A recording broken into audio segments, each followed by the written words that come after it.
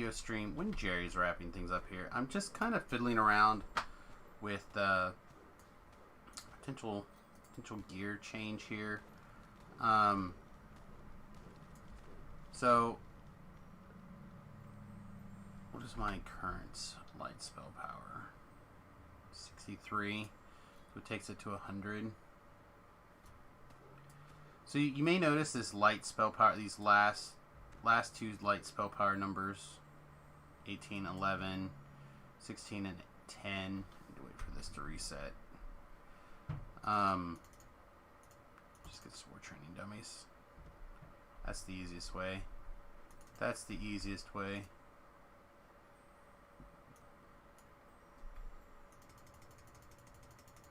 Like 5. Like 5 training dummies. Give me all the training dummies. Anyway, so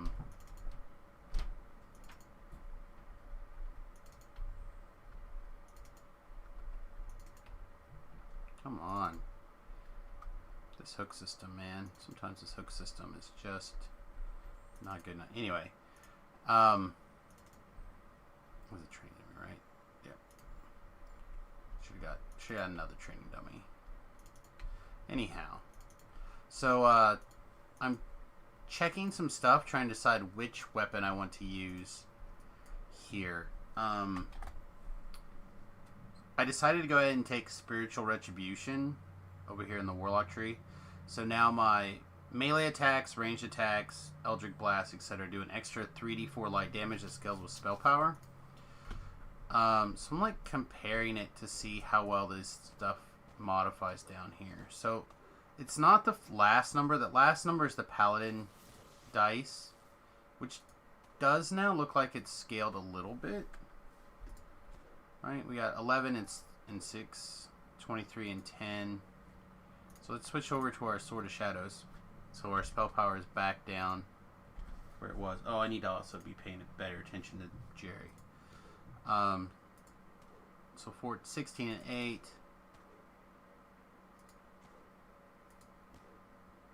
6, 11, 11. So basically what I'm trying to do here is trying to get an idea of how much the light spell power actually boosts and whether or not I want to keep it as a main focus here, because it doesn't seem like that much damage until you're trying to kill a bunch of enemies and you're like slamming things around like this. Then that damage adds up pretty quick, right? So just trying to decide where we want to go. We'll probably end up using this Barovian Greatsword for a while. And the reason why, again, is I just threw a throwaway Ruby of Radiance in it. Something I already had a bunch of, so it wasn't a big deal. Alright. Anyway, we're listening to the rest of Jerry's stream before we kind of get started. Level 13, which means we'll work on 11s. We pretty much have XP for 14, so we could level whenever we really want to. And I'm kind of looking at maybe doing some Night Rebels today as well. So we'll kind of see. But meanwhile, let's go listen to the last couple minutes. Like, he's probably sounding off. From the second preview right now on the Lamania, we've got some bonuses going. Yeah, it sounds like he's very close to To sounding off. We also hit our goal for Extra Life this year, and we are still raising money for Extra Life. We'll be taking part in a game day on November 7th, and that's what that chair is about there. We've got a nice little Extra Life chair that was generously sent to us from the Extra Life folks. And when that's done, we're going to pass it to some local person. Local shop online. So there we go. Thanks for being here, and I will see you next Wednesday. Samus Girl is up next.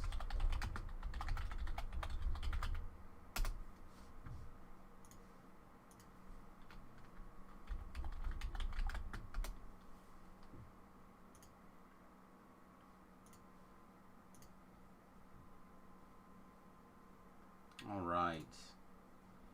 Greetings. Lana.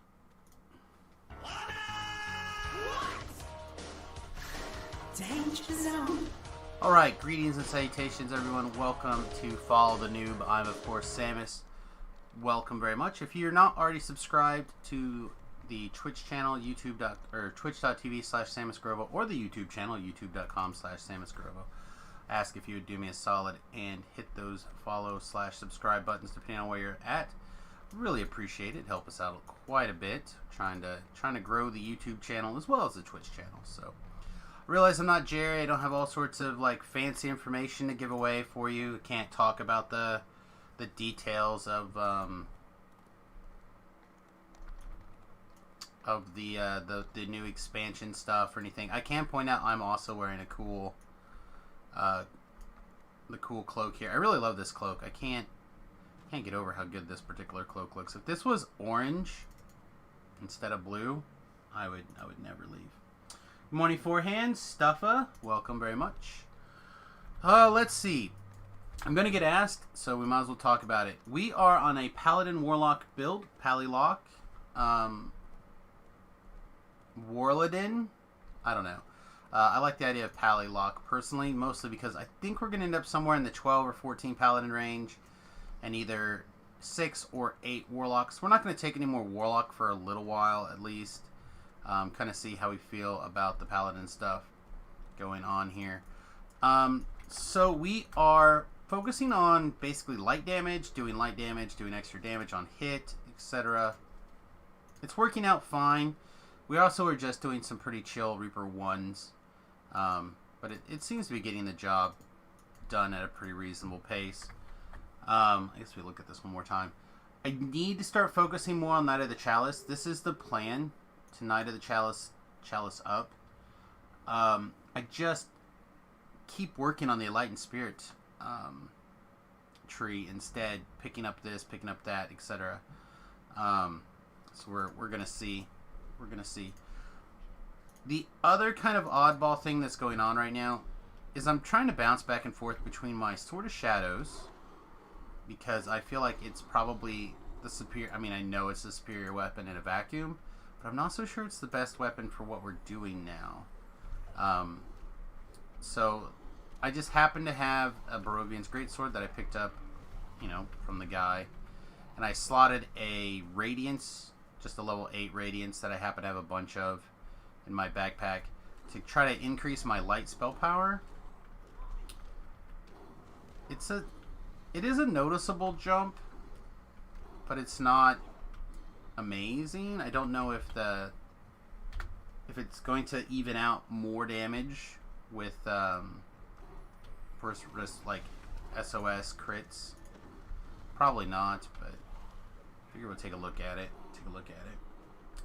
So anyway, how was your guys' day? Did you get anything really useful out of Jerry's stream? Any of that exciting preview stuff? I know I'm excited for an augment revamp, and I should probably get on Lamania and really be super hypercritical of it, so I at least can feel like I've contributed as much as I possibly can to the discussion to make a quality system. But I feel like the answer is probably no.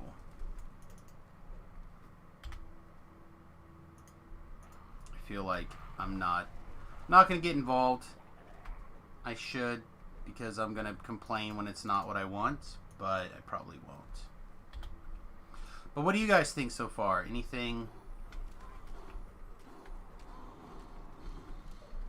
Is it, blowing your skirt up? Is it getting you excited in the morning? I hope it's going to be really good. I hope it's going to work all the things that I kind of want it to work. I hope they also take the time to make sure it works through heroic stuff. Yeah, I feel like the SOS is just, it's always better to SOS. Always better, right?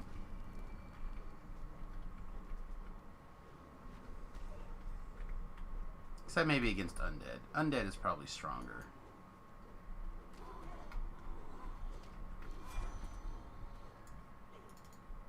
Probably much stronger. Anyway. What is going on, dear chat? Yeah, exactly. The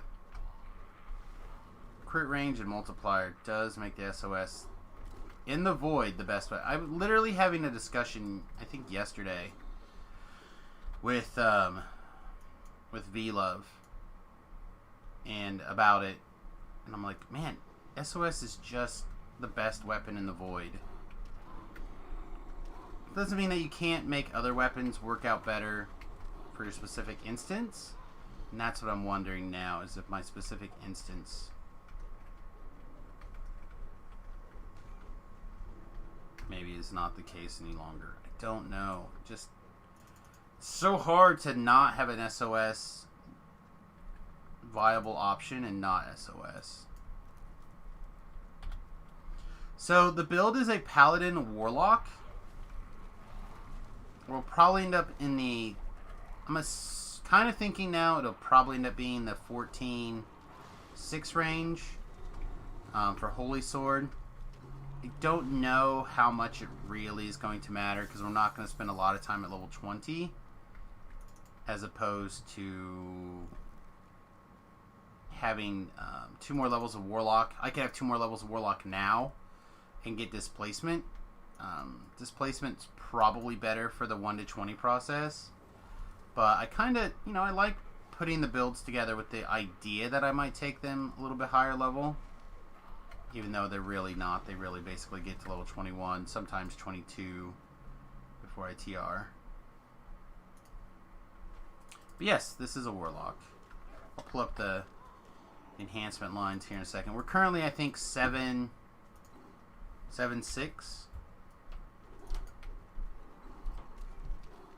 But we're using the Fey Dark Illusionist tree to get Charisma to hit, Charisma to damage.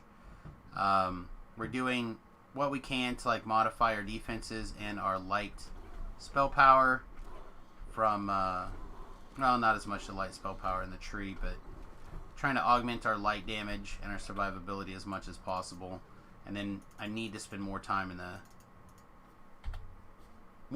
Knight of Chalice tree, but I keep spending time in the Aura tree. It's just so good. Alright, let's get a heal. Oop. Thought you recognized that floor pulse effect. It's a useful ability, and I wish it was a regular thing for DDO. I mean, it's the idea that you do damage in an aura all the time passively for pen and paper seems a little bit crazy. You have to willingly, just as a thing for the DMs to keep track of all the time. Not that it couldn't be done, but I also feel like it should be something that the players would have to keep track of, and that would be really funny. Yeah, you're walking through town, the paladin or the guy's got his aura on, he's not really paying attention. The DM maybe goes from a fight to not a fight. The Warlock runs outside, ends up killing 3 villagers or 3 constables that came to help check things out because his aura is still on. Could be rough. Could be it could be a fun and useful tool for DMs. Which UI skin that I'm using? So I am using one of the new skins that came from Gothic Bites. I'm currently using the Nightshade. There's an Emerald if you like green. And there's this Passion, which I think I would use if it was 80% or 20% transparent. More transparent, 80%, I don't know. It's just a little too bright for me. I have color issues, but I would use it if it was just a little. Not to say that it's the perfect skin. There's certainly problems with it. I pointed them out on the forum post where you can get the links. But for the most part, I'm really growing to like it a lot, actually. Again, very well done skin with lots of fun effects. If you're looking for a skin, you could certainly do worse.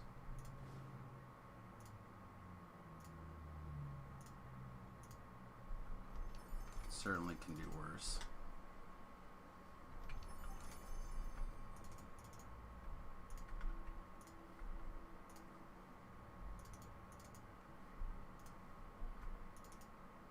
What? Oh, I missed a torch somewhere. Gotta rerun through the quest. I feel like probably try to double click something or triple click something. Ooh, I missed a treasure bag too though. That's a suitable reward for me. There it is. This one. There we go. The torches I feel are finicky. Maybe it's just me. I don't know.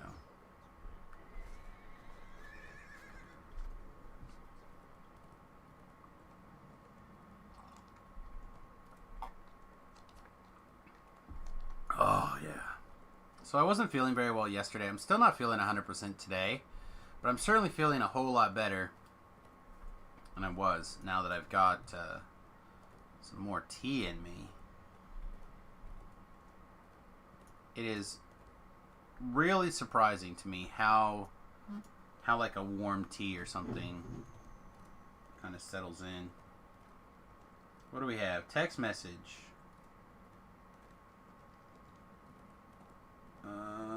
I got an ad for a political ad in my text message. How dare you? Stop. Alright, so we are in the Chamber of Koresh.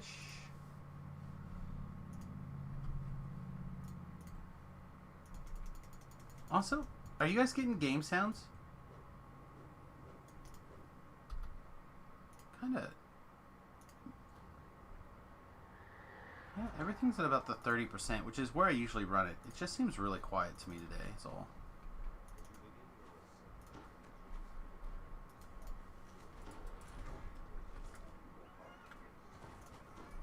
Alright, let's send Tim the dogs. Come on, get off my hireling. They're quiet, but they're good. I don't want it to be predominant. I just would like to have some sort of game sounds.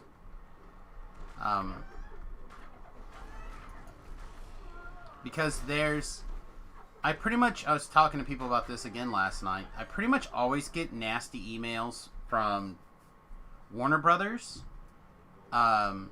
There's like a 30-second music clip that Warner Brothers still has as their property or something. So I get a copyright claim pretty much on every single video. At a particular level range. I honestly don't know where exactly it's at. But yeah, they send out the nasty grams for some 34-second clip, which is really aggravating when, you know, like you put the Twitch replay up on YouTube or whatever, and you're talking about a 7-hour video, and they're like, yep, by the way, because you played this 37-second clip or whatever, you're gonna have problems. I'm like, Chicala Whiz, thanks. Alright, let's get in Tim to try to rescue Gore from this Plague Reaper.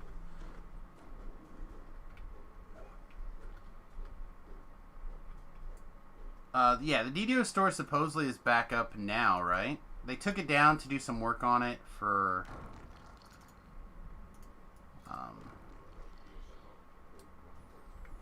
combination, I assume, of the Lord of the Rings pre-order purchases and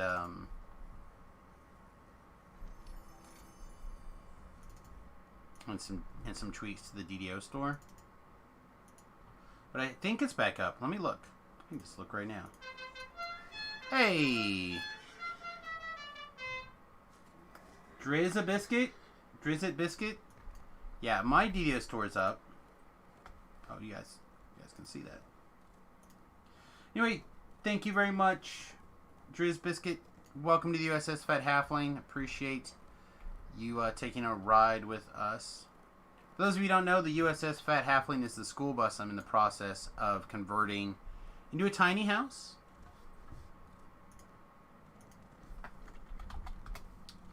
The Instagram URL, I know I'm always busy promoting things. Always be promoting. That's what I've heard here. But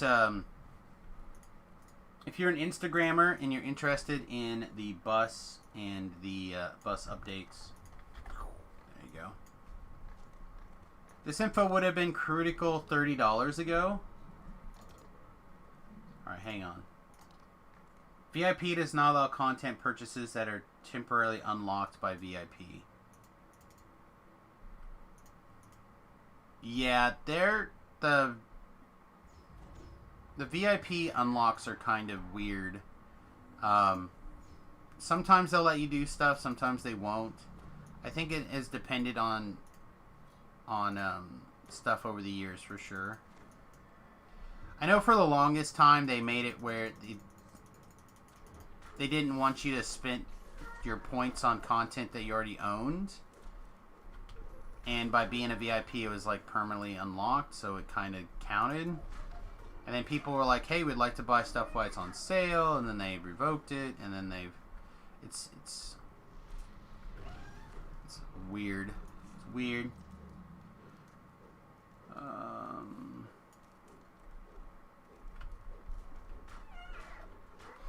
FY Base Shifter Race is free to VIP. You don't need a pre-order to use it. Huh, that's interesting.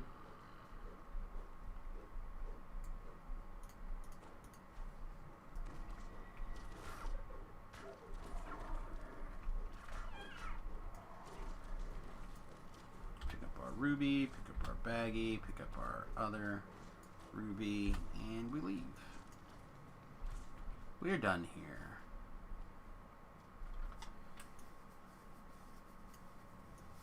Did they revoke? I don't know. I can't keep track with the things and how things end up getting changed and switched around depending on different situations. I wish I could give more input on that kind of stuff, but unfortunately I just don't know.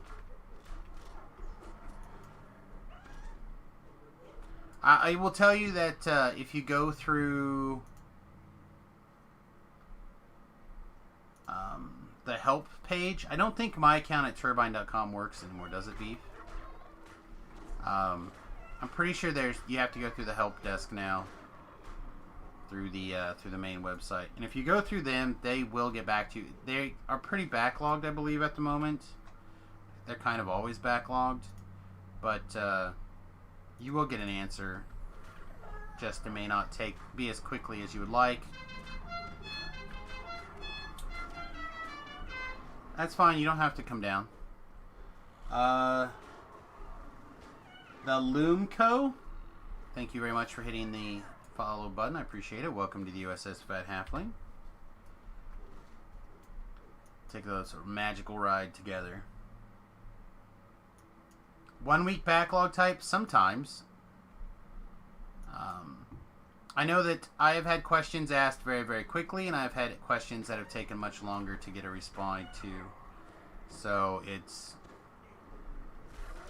a little bit of a crapshoot, unfortunately, in my opinion. But like I said, all communications that I would start with the help ticket, and then once I had my help ticket, I would reach out to like Jerry on the forums. At Cordovan, stuff like that, and see if you could light a little fire. Especially when it comes to billing questions, like if you're trying to give them money, I would think that they would bend over backwards to take it, but maybe not. Do you know why the transfers from the hardcore are not working? I hear that it's back and forth. I hear some people have no problems. I hear some people have had problems. As far as I know, it is currently working. But I've heard both ways. You can still cancel your sub at that site? Okay.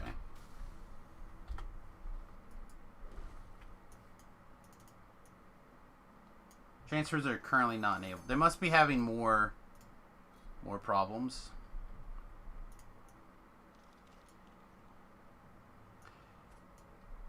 If we could live in a world where people did the right thing more often, we wouldn't have to worry about rules.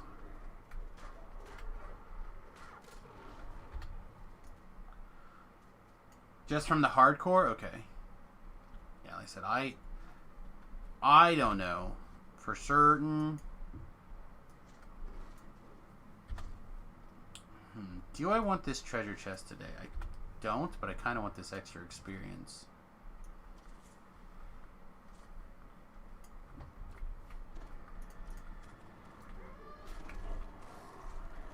Just as it should take like that long. They disabled them last week so they could fix whatever issue was causing some people not to be able to transfer. Perfect. Thank you, Wilburster. Appreciate you.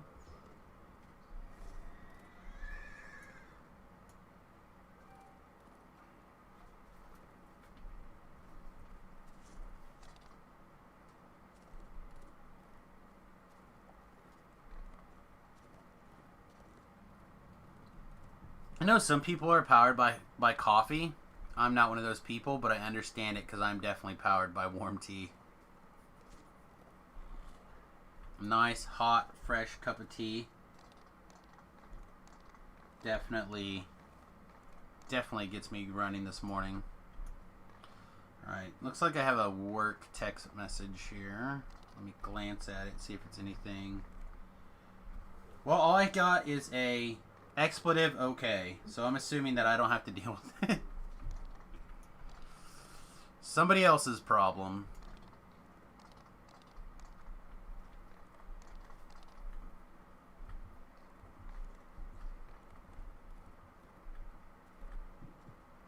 Oh, look at us. We managed to red alert the dungeon. We're the best!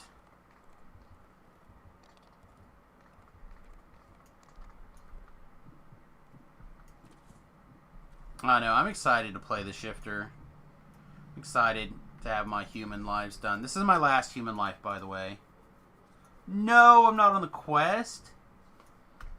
Ugh, so dumb. Alright, unfortunately I don't have the quest for Offering of Blood unless you have it. I'll have to just go do the raiding the Valcorum.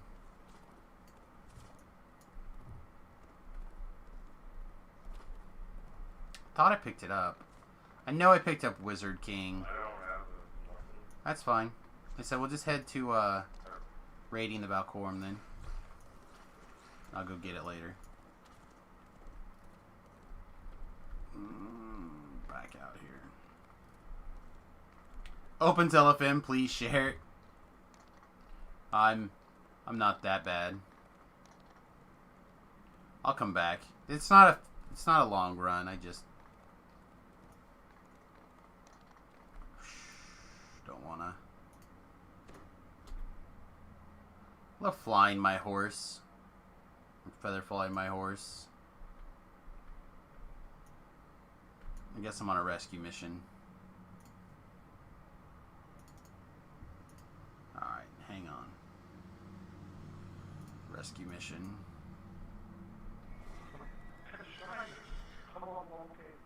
Alright, never mind then. No, just I'll go back and get the Offering of Blood quest really quickly, and then we'll just do it. Alright, I'll stay here. It'll be easier. It'll be easier in the long run. Really? I'm just trying to recall. Just trying to recall.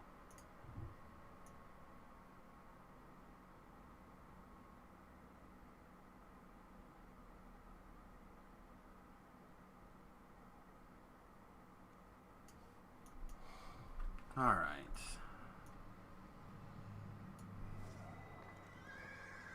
That's part of the reason why is my hireling passed.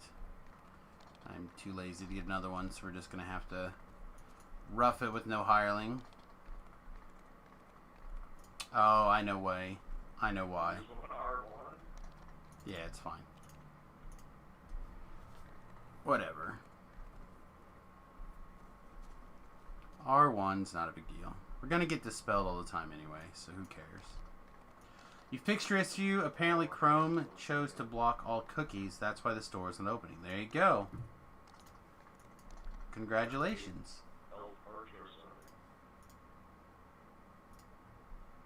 Alright. Let's share the offering of blood.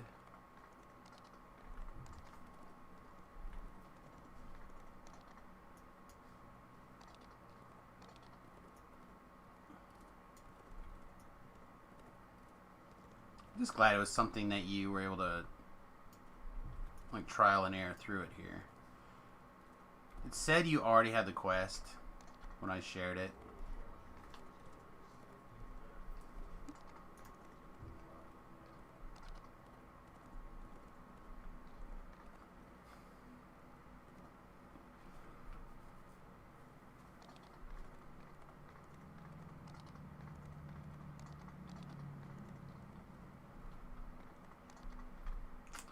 Anyway, what else is going on for everybody this morning, dear Chathams?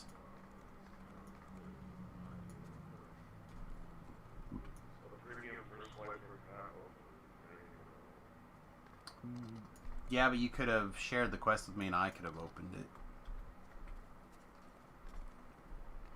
Hey, Talabi, what's going on?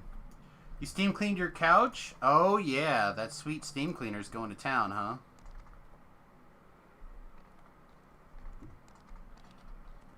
Beef was letting me know how excited he was that he got his new steam cleaner yesterday.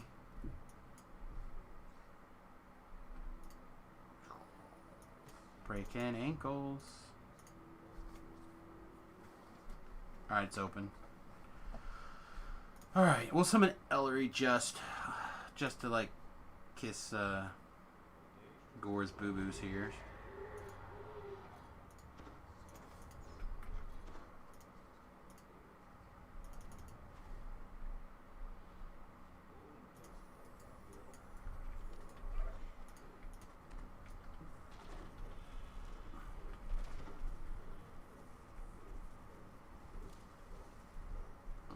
This guy.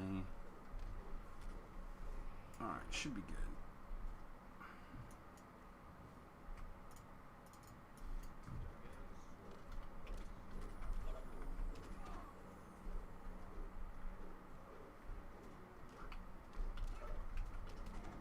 Hi!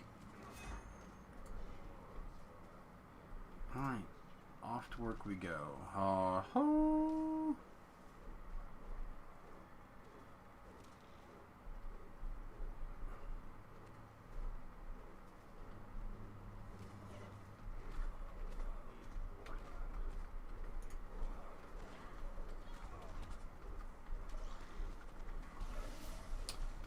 Plague Reaper really quickly here, and then I can get back to clearing the trash.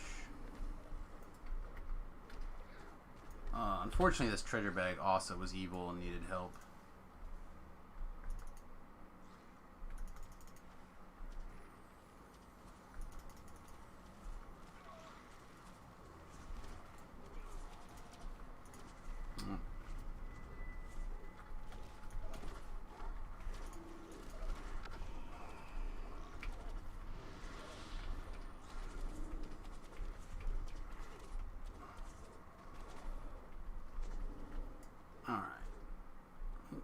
This. Just beforehand lost of life on hardcore 3.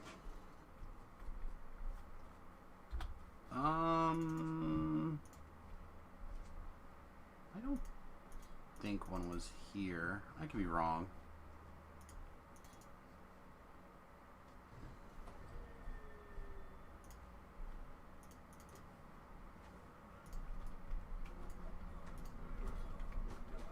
Oh, quick draw. You're the best.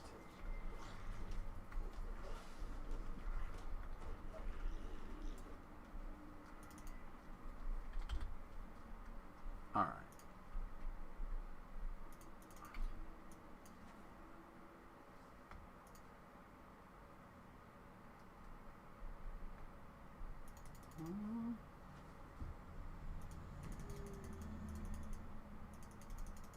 Alright, let's... There we go. What? Why?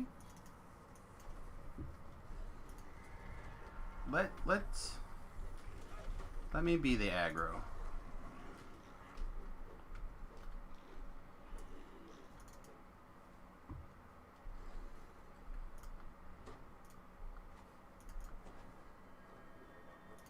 Let me do that go first DPS-y thing.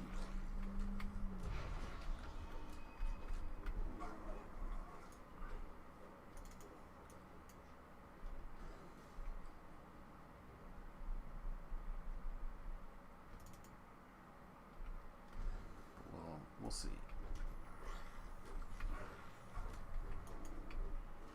Let's see.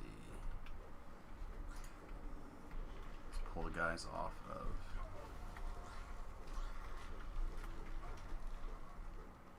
Alright.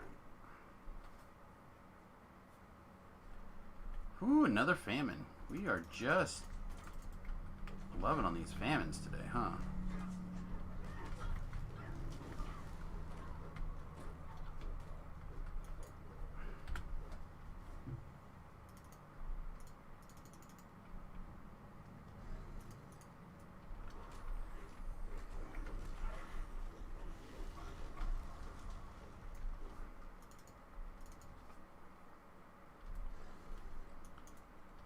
Oh boy. Nobody else has got anything interesting. The chat was blowing up for Jerry asking questions, and I realize I can't answer things about the new stuff, but we can talk about whatever, really.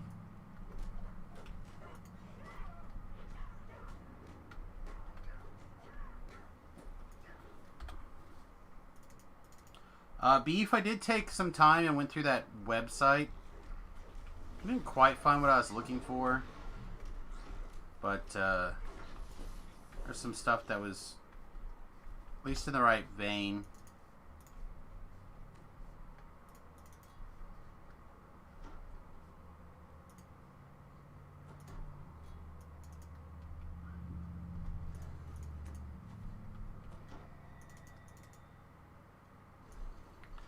Let's see. I feel like Gore can shrine if he wants to.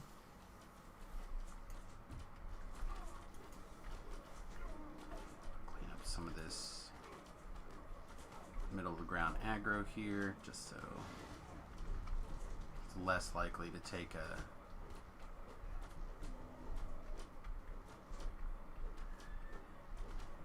couple arrows here.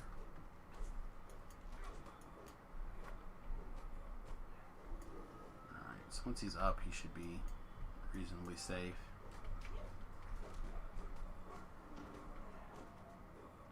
I wonder if I should just lower this. Let's just lower this. I have to run through the lightning that way. Alright.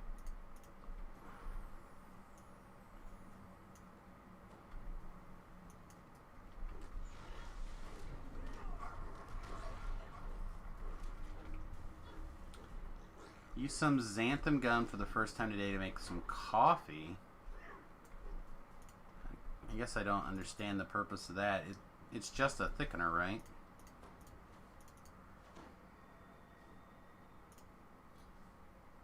Switch to slightly more boss DPS, I think.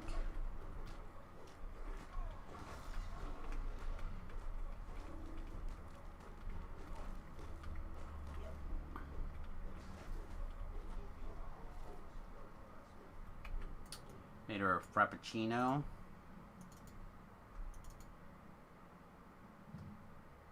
Yeah, I don't know what I would use xanthan gun for. I know it's in a lot of stuff as like again a thickener. I don't know what I would use it for personally though. It's, I mean, for any products that I would do. Tastes good, but its texture is all wrong.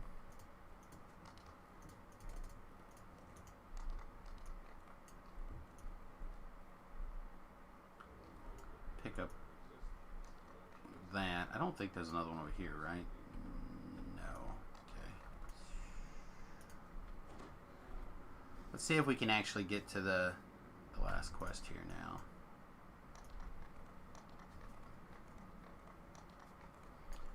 suspect we'll make it.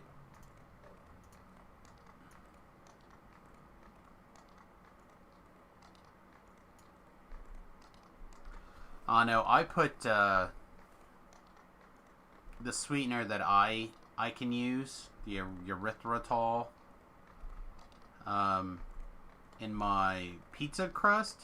I don't think it gave what I wanted to the pizza crust, but for the bread, like the flatbread, I think it did what I was looking for. So I may have to do some more research on that kind of stuff.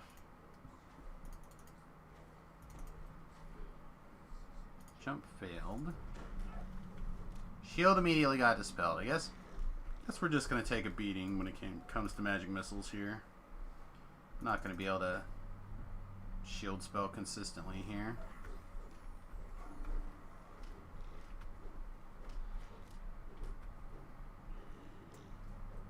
I thought about taking the permanent shield effect, but your familiar gives you an extra 10 PRR if you have a shield spell going, which is pretty great. Man, we are just not rolling above a 20 today, huh? And I don't think they'll go together. Like, I don't think you can have a permanent 10 higher PRR unless you physically have the shield spell running. So, hey, we did it. We rolled 54.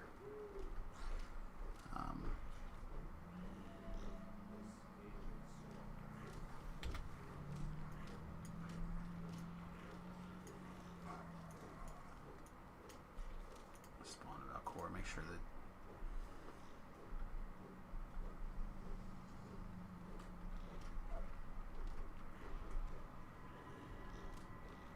Gore knows where we're at. But, what was I saying?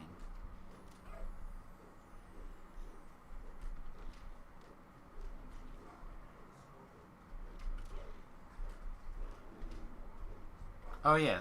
I don't think the permanent 10 PRR thing would work. I think it's got to be probably tied to the casting of the spell.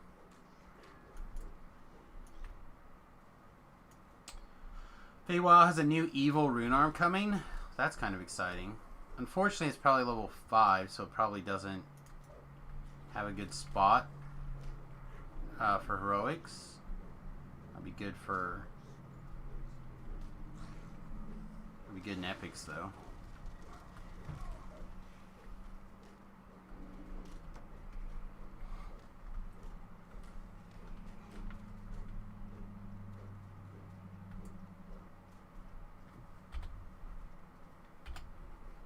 I haven't played a rune arm build in a while.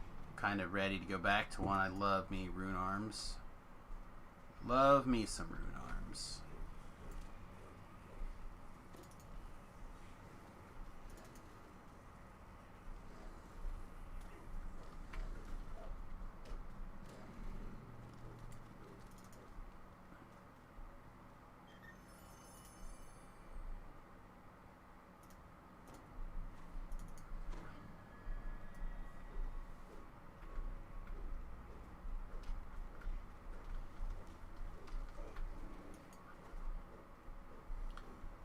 I'm sneaking up on our warlock here. Getting melty manned.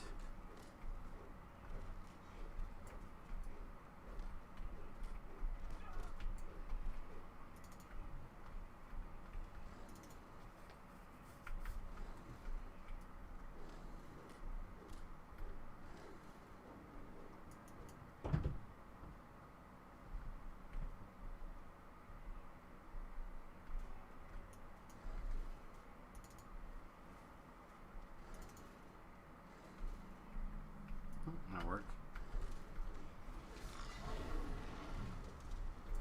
Alright. I think we have a window where we can take another drink.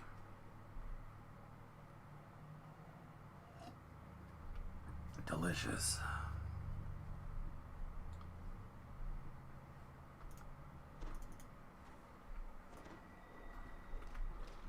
So they're predicting this is going to be the first year where the top grossing movie of the year is not going to be a Marvel film. I'm really hoping that they get the Black Widow movie out before then, because that would be sweet.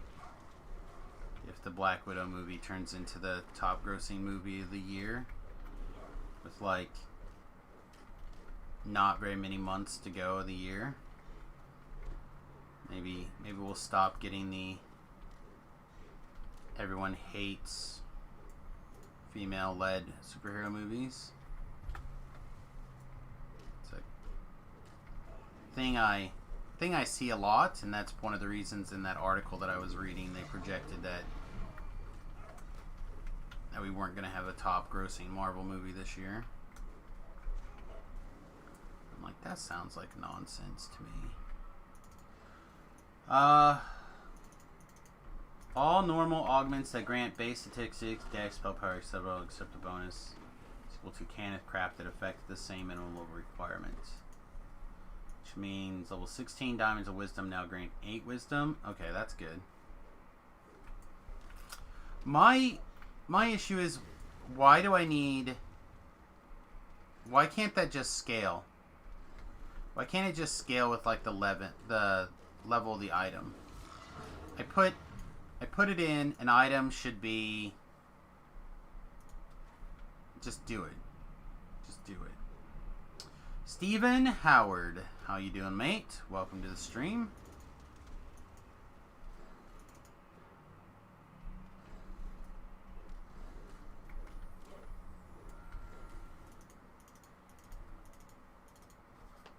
That's pretty good.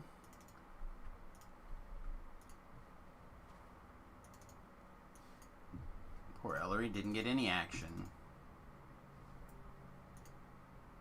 Anyway, like I said, I don't know why we have diamonds of level, or any of those things, level 1, 2, 4, 7, etc.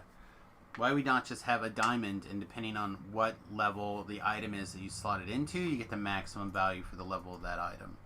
So like, if I were to stick a strength sword, or let me see, what's your example? Level 16. So if I had a level 16 item and I slotted a wisdom in it, it should just automatically go to there and be done. If you want to raise it a category, you should be able to do that as well. Like, no, make this 16 or whatever.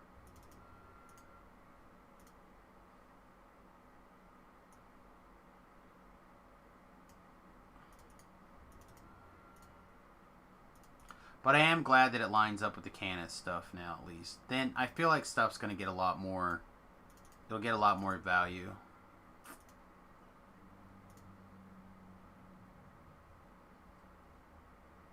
You can also get diamonds from the turn-in guys. You can get random diamonds from...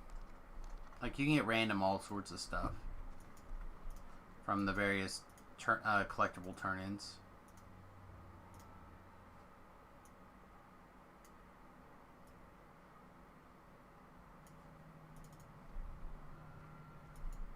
In fact, it could even be something worth running around and just checking on. This is probably junk, right?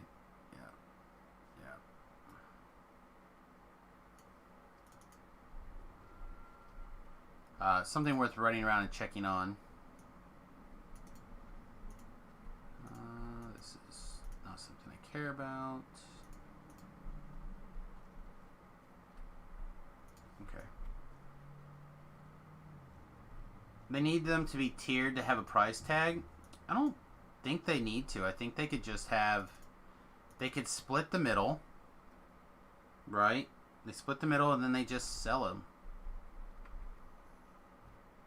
So, like, the average price probably goes up 20% or whatever.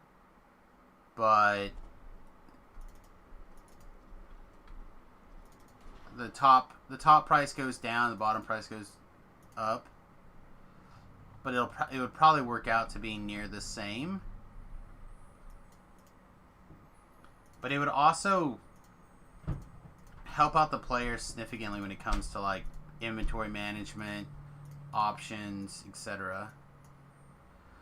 The goodwill that I think it would generate for the community would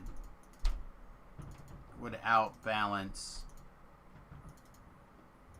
any potential monetary loss they may take in the short term.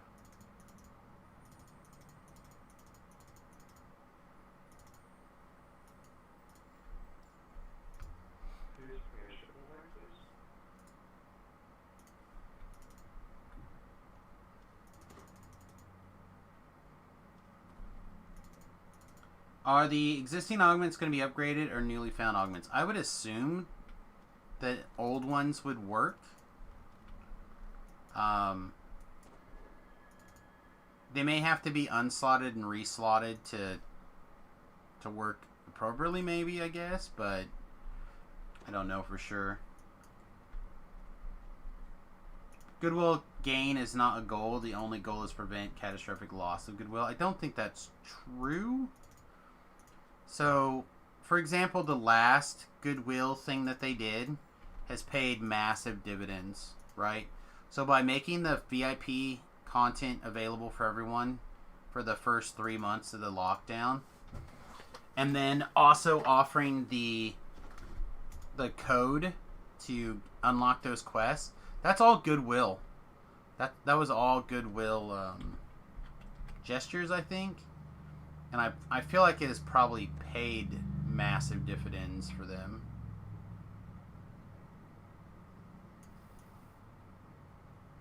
Kind of want to do something different.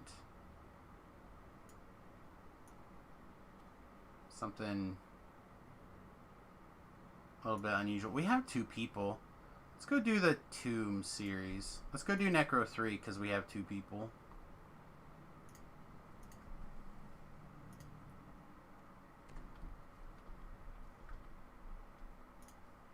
And I would suspect that by making this augment change and ratifying the change where things are more streamlined, I would assume that you would be able to look at those sales and see an increase of sales. It might take 8 months for the backlog of the already existing ones to clear out of the system, but you could easily see the sales numbers increase. Am I just not clicking the right person? Also, like Beef said, user numbers, login time, etc. Never remember which of these things are which. I wish they were clustered a little better.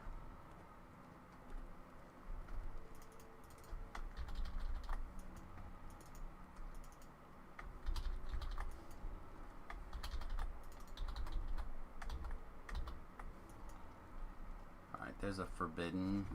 That's one of them.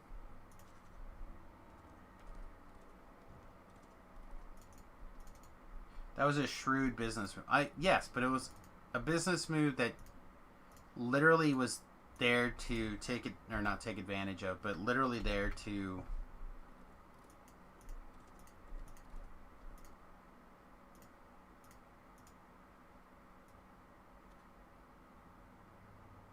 blighted. Alright, so the one I don't think we're going to do is the tormented, actually. So which one am I missing?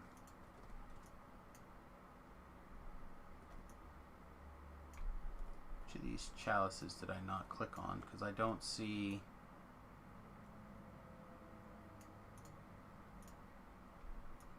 Nah, one of those. We got them. Right. More players, more engagement. Which, again, I feel like you're going to get... This would be the similar concept. You would get more engagement. Alright. Gore is already standing by Blighted, so we'll go to Blighted first.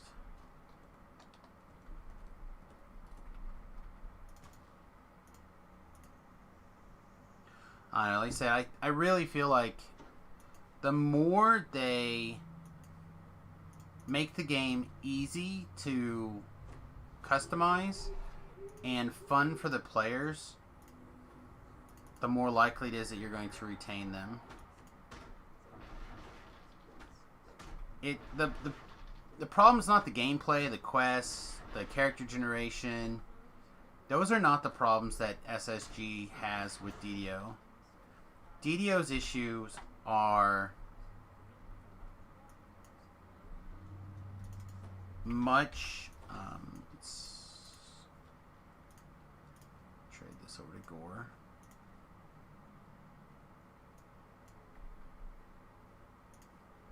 SSG's issues are much both less and more problematic at the same time. The issues are generally, in my opinion, things like people don't like how a system works. They don't like the one that I hear the most often is that friends can't play together because of the way that the leveling system kind of keeps people out. There's no convenient way for people of like level 7s to play with their friends who happen to be in epic levels. Stuff like that. Turn at the corners.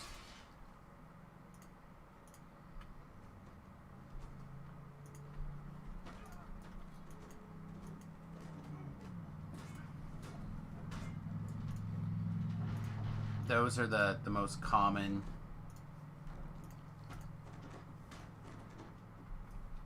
issues that I see on the regular.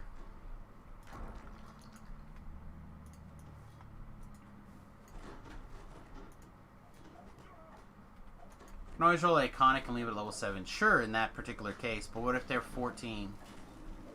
Again, you could roll an iconic at that level, but a lot of people, they like playing their characters. They like, my friend Tobrel, for example, he likes to play with his toys. He likes to be at the high level epic stuff.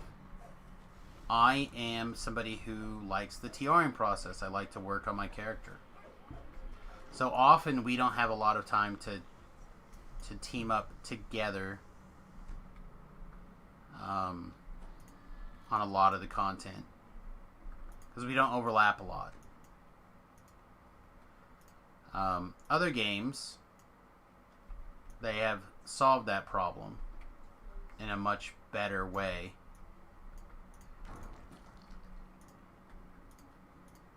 So there's the problems of DDO are deeper in that regard. Oops, switch weapons, please.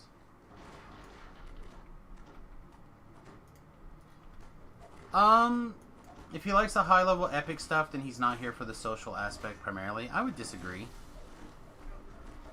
Just because you like the content that you like doesn't mean you also are not attracted to the social aspect or whatever. There's a very active social community. In fact, I would even probably say it's more likely that you're going to be there for the social stuff at the high end, because that's where most people tend to gravitate towards. Emphasis primarily. I would say probably something like 60% of the people play in the epic level range. And I would probably even say that something in the, like, maybe as high as 40%, like, focusing on the higher level Reaper content. Better than 4.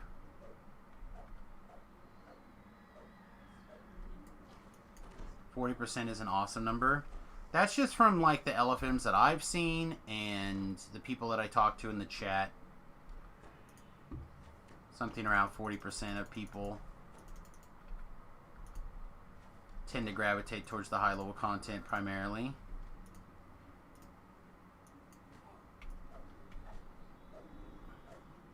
Do I have enough for this? I think so.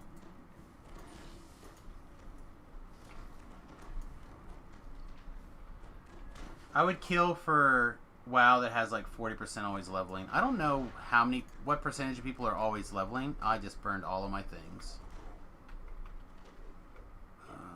I need Gore wherever he's at. Let's figure out where he is.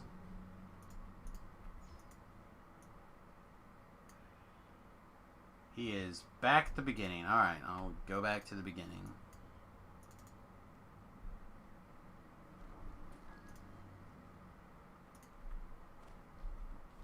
Need the pouch baggie. Oh, he's fighting back the hard way.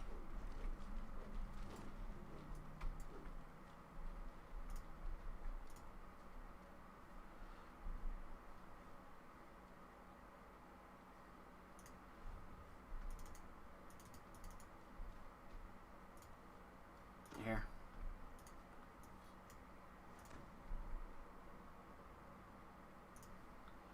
Yeah, I mean, I'm not saying that there aren't people TRing. There could be higher than that number of people TRing. What I'm trying to say is that the people who focus on the part of the game that they really enjoy, the top end, high end of the game, is very high. There are a lot of people, a lot more people than I think people initially realize that that struggle. It's something that Beef actually pointed out to me a few hardcore servers ago, that there's a lot of people who struggle with like even getting that first favor reward goal. I remember being like, what? No way. But it's true, there are people who struggle in different places. So there's quite a bit of range all the way through DDO.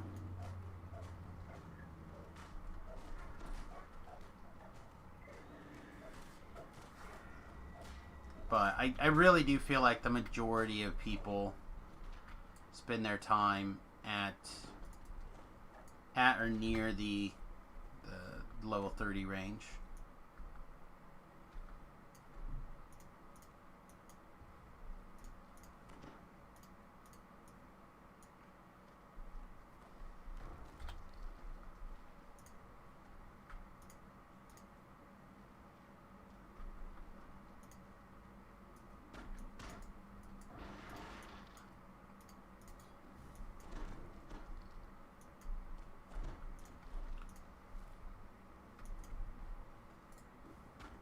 Man, I hate getting the rot.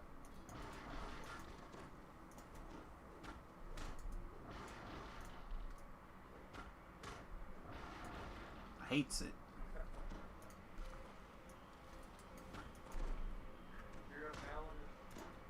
I know, I should be immune to it, right?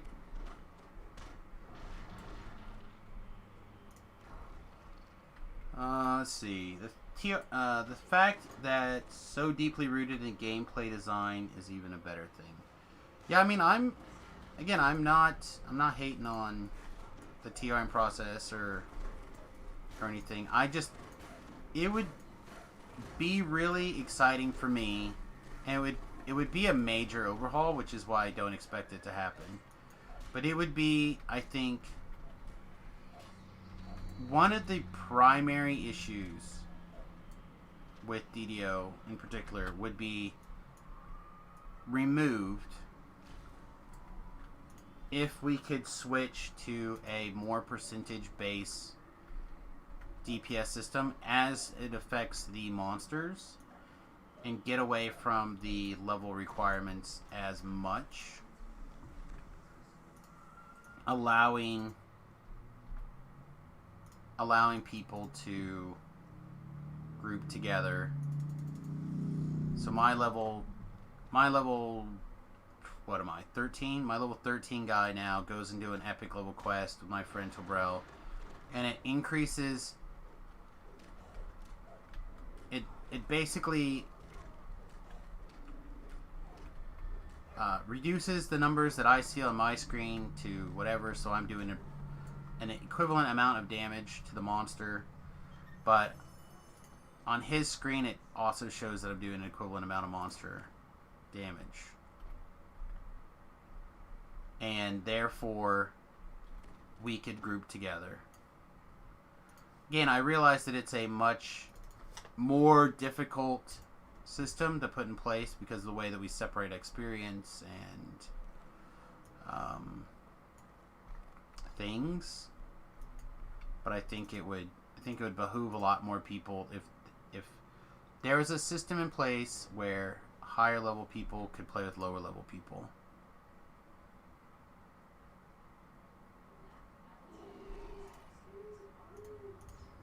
And it could work just one way or it could work both ways. I don't care. Like it could go just up or just down. Don't think it matters.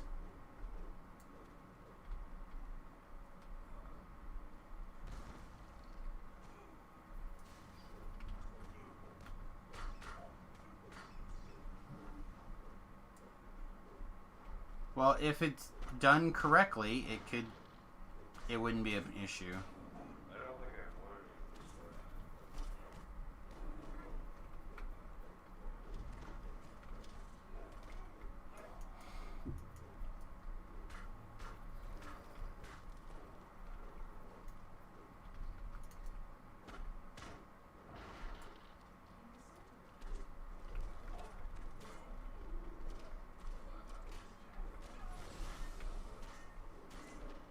And again, when there's a number, there's a factor that stuff gets multiplied through or by or whatever. And again, it could just go down. I would have no problem with it only going down. So instead of being level 30, you could join me down here in the low level quest range instead of me joining you in the high level stuff. I feel like that's just as much of an option. Probably easier programming wise.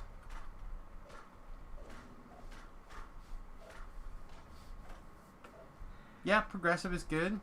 I mean, to have a motivation for your character to advance, especially with like the TRing system, something that doesn't, like an optional progression where a high percentage of people will want to do some amount, but not necessarily all of it.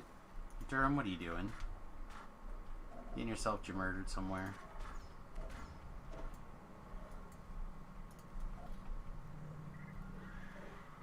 Was this your Plague Reaper, Durham? Did you bring a Plague Reaper, Durham? You didn't tell anybody. You bad boy.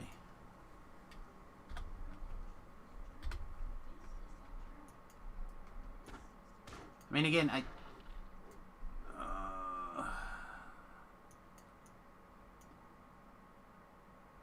he's stuck at the beginning.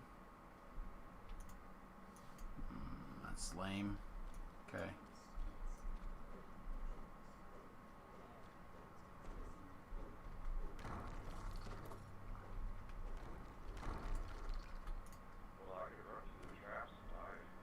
No, it's fine. I can use the hireling to get through this thing. It's just we're gonna have to wait.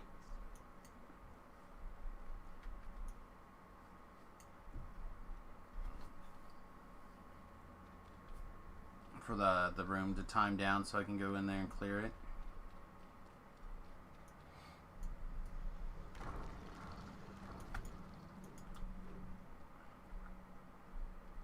It's definitely one of the disadvantages of this build. No, it's fine. Don't worry about it. We'll just have to wait.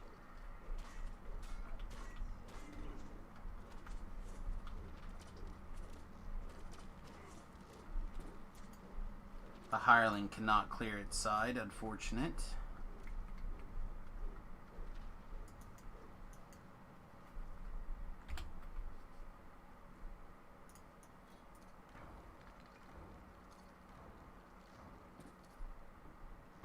Come on. Last. There we go. Oh, this guy says,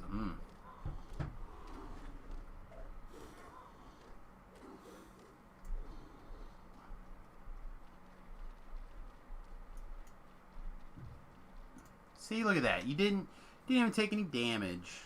Scaredy cat.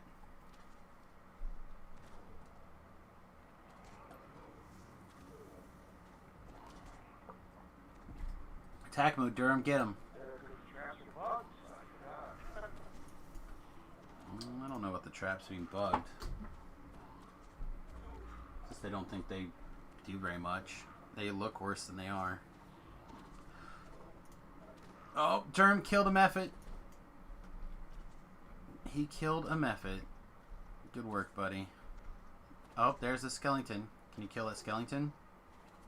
Oh, yeah. Go get him, buddy. Go get him.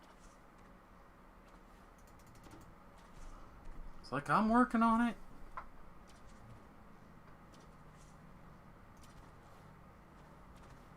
$34 hit points at a time.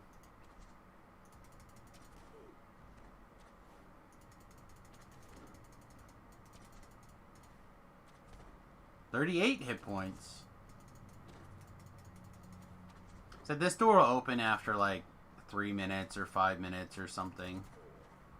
It is a soloable quest if you have a hireling to pull the lever, but it does take a bit of a time period here. And again, the fact that Durham won't even go and attack it like he would other monsters is aggravating to me. I have no idea. We lost plenty of people on the hardcore server.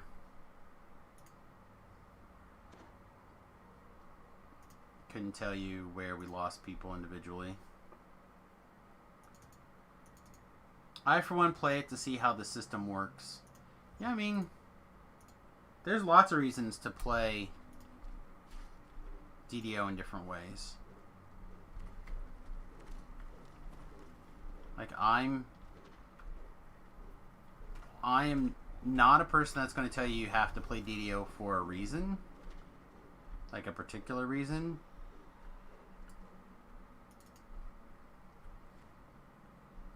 Alright, I guess we're here. Might as well smash these.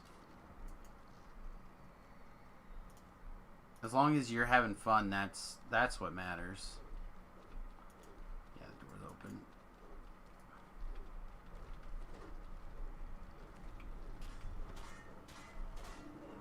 I think that if they streamlined and made things, the better they make the user experience for us. And that's one of the things that this change is going to do, right? Like, it's already made the user interface more streamlined for the augments. If the better the experience is for the player, the more they're going to engage and stay in, which will resolve into more dollars. Fun, yes, fun. This is going to explode.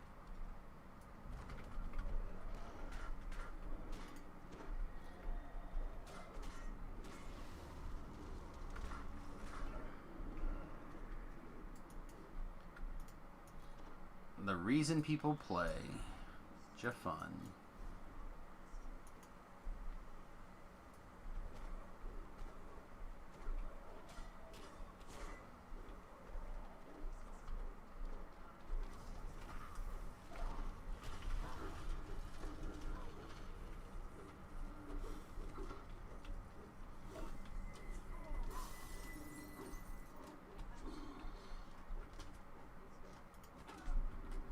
Sorry, I should have laid hands, but I was reading a chat message.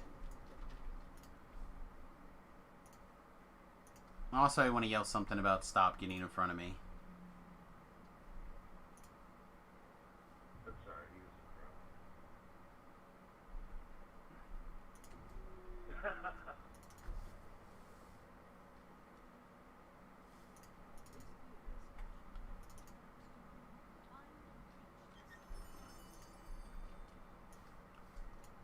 Alright.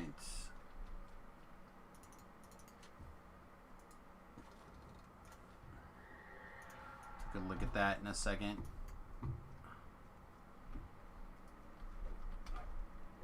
Ah, excellent. Take this moment.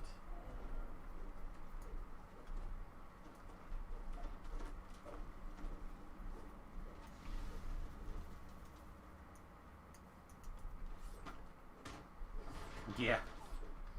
That is not that far off, I think.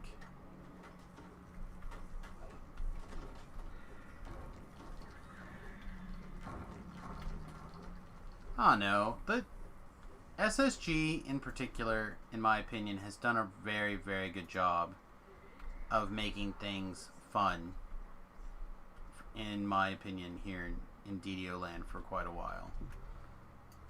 They,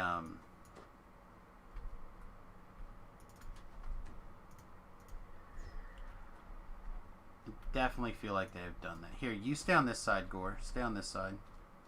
I'll go to the other side.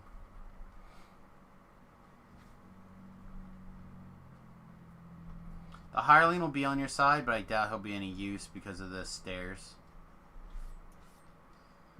You do not believe people play it for fun? I play it for fun. I'm having a blast. Are you kidding? It's one of the... If I wasn't having fun, I wouldn't play it.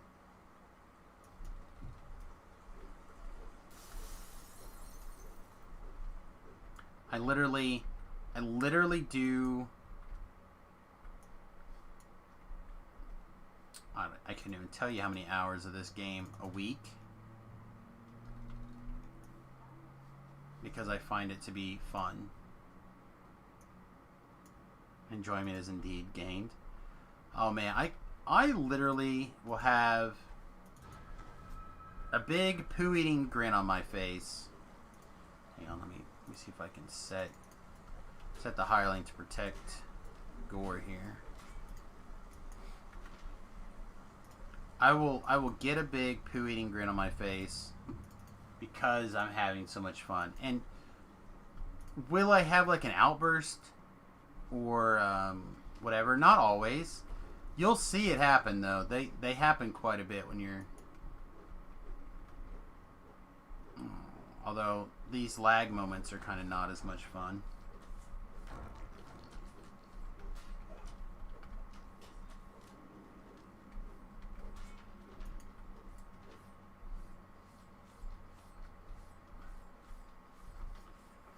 I'm not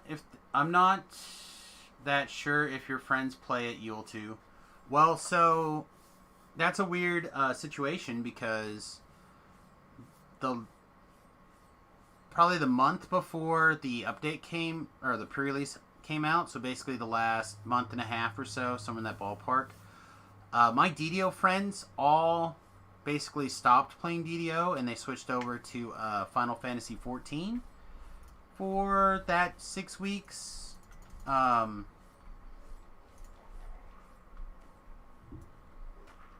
or take, month, whatever. Not only did I not play Final Fantasy XIV, I also continue to play DDO just as much as I had before. Again, I literally just play this game because I enjoy it. There are other games that I play, on again, off again, because I need a break from DDO. I'm never going to say that I have never needed a break. But it's certainly is a game that, in my opinion, I thoroughly enjoy. I probably started it because my friends played, but I didn't start it when they started. I missed like the first year basically, and part of that, most of that had to do with financial situation, I suppose, but not all of it. In fact, my account is a friend's account who played the game from very nearly the initial launch and gifted me his copy when he decided he was going to stop playing it, and then ended up buying a new copy of the game a few years ago once when he wanted to come back for a little while.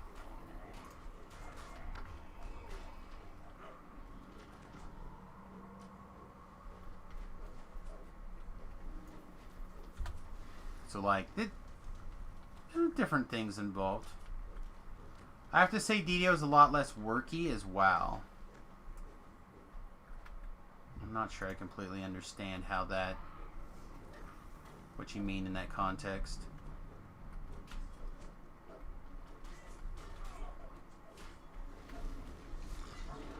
Wonky?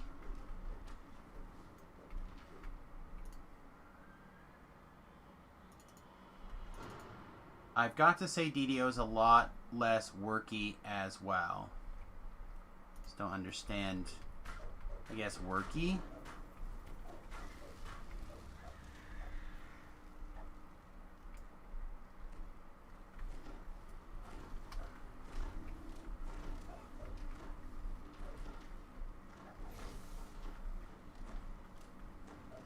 WoW has many aspects that feel like work. Okay, now I get you now. The grind is real, is what you're saying.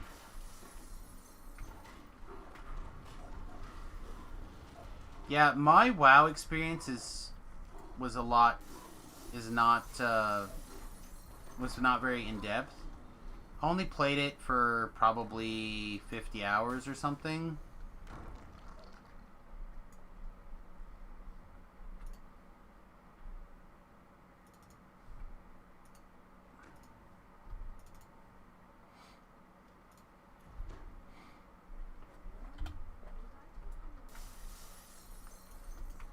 I'm not getting the chest. I just came to get the documents for that experience.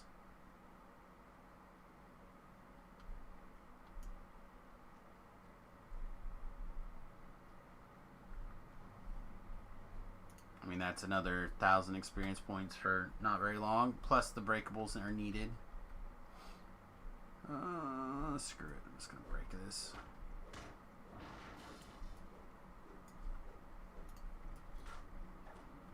I know, there are certainly aspects of DDO that can feel like work, but they've done such a good job of quest management stuff, I think that they've really done a great job, especially in the last couple of years. I think the last couple of years, a lot of the issues with DDO has kind of worked, maybe not worked themselves out, but they have certainly been addressed. Now there's just some holdover stuff that I think needs to kind of be thought through. Some, like, when the game was level 10 design thoughts. What quest is this? This is Tomb of the Forbidden. It's a little bit of a longer quest unless you can divide your team in half, which we didn't do for the first part. So there's two places where the team has to divide into two teams, and you don't have to per se. Let's see, come on, it'll appear like right here. There it is. But it certainly speeds things up. So the first bit we didn't split up on. Yeah, it's Necropolis 4 or Necropolis 3. I like Necropolis a lot. I think most of the quests are very good, and they're good XP chunks. It was 18 minutes for 26,000 experience. I don't know where you're going, but not over there. We'll go do the Unhallowed, and then we'll probably be done out here.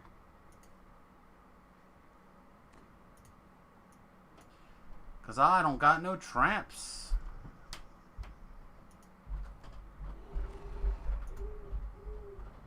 If I trap, if this build had trapping capabilities, I would go do the Tormented just to, again, as a thing to mix it up, but I don't, so I'm not gonna try to lead the rats through the trapped maze. That way lies madness.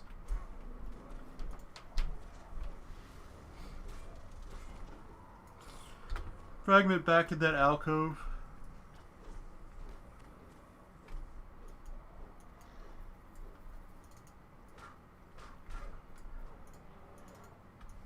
Get out of the way of my romantic Sonic, you ogre mage.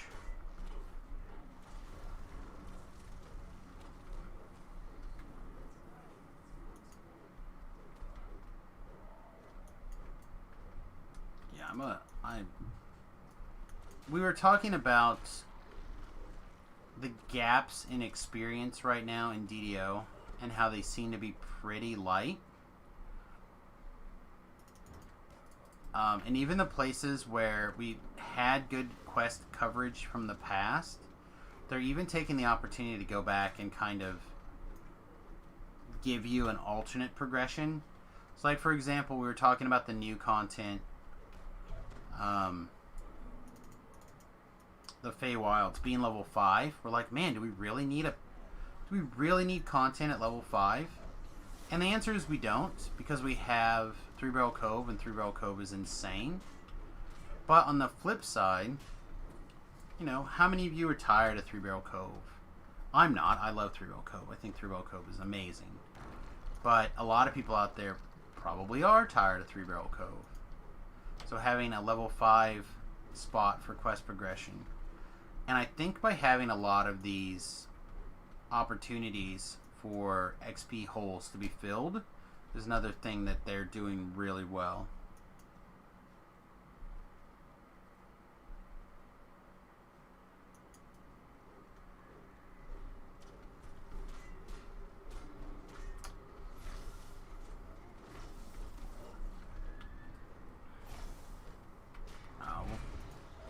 We'll probably take the time to do it on Reaper 1 at level to start with, and then we'll hopefully get it figured out and then start grinding through it. I figure I'll probably end up doing it. I'll probably continue to do Three Barrel Cove. Either Three Barrel Cove will move to 7, or these new quests will go to 8. One of the two.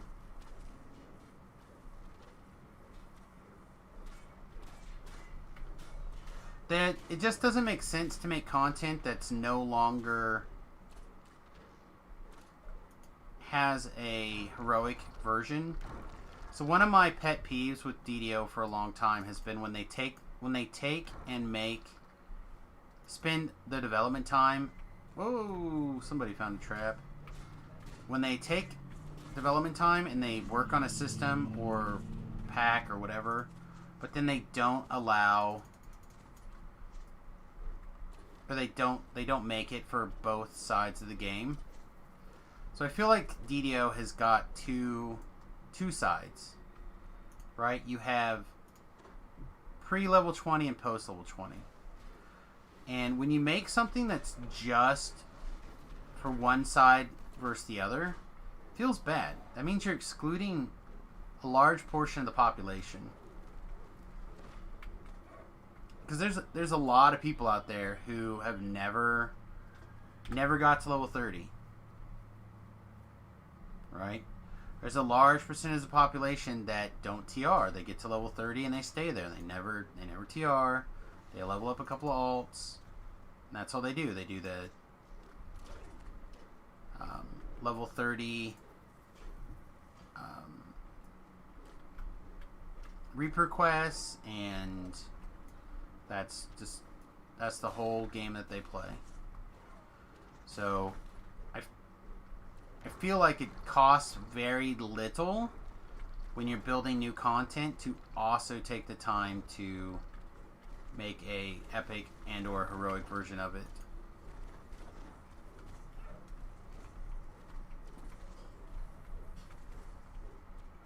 So it's not so much a bonus as just good design. Working with the rule system that they kind of have in place. Again, it wouldn't be necessary as much if you could scale the content around.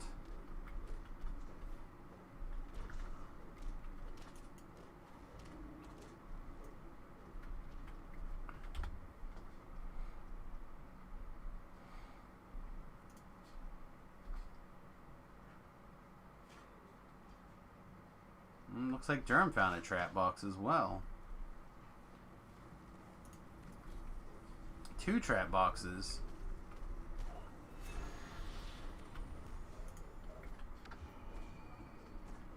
And somebody got in the area before me.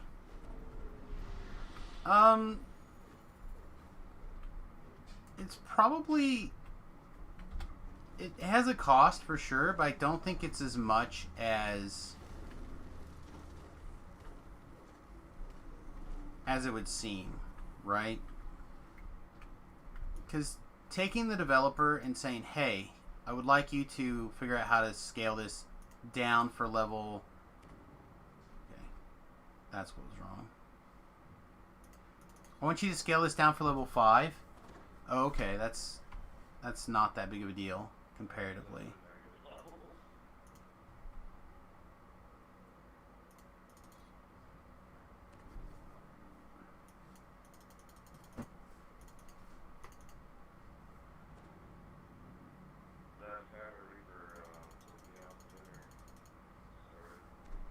That's fine. Just, again, when you run front, you're going to get that attention.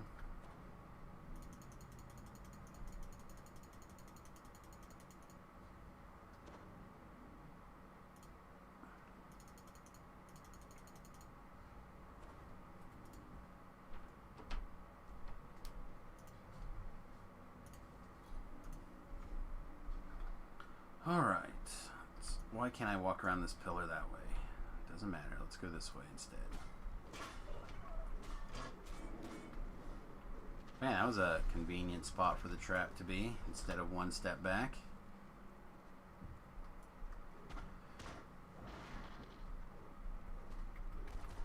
Also, I think a lot of that cost gets reduced when you're talking about designing things for multiple level ranges. When you're like, okay, we want this, we're going to build a quest pack, we want it to be level 31 on Epic, and we want to also build it for level 5. I feel like a lot of that cost is reduced from the beginning, or planning for it from the beginning, allowing from it from the beginning, as opposed to... It's an interesting question. I am curious. As opposed to like taking something and going, all right, well, how do we epicify it? Or taking something and go, okay, how do we de-epify it?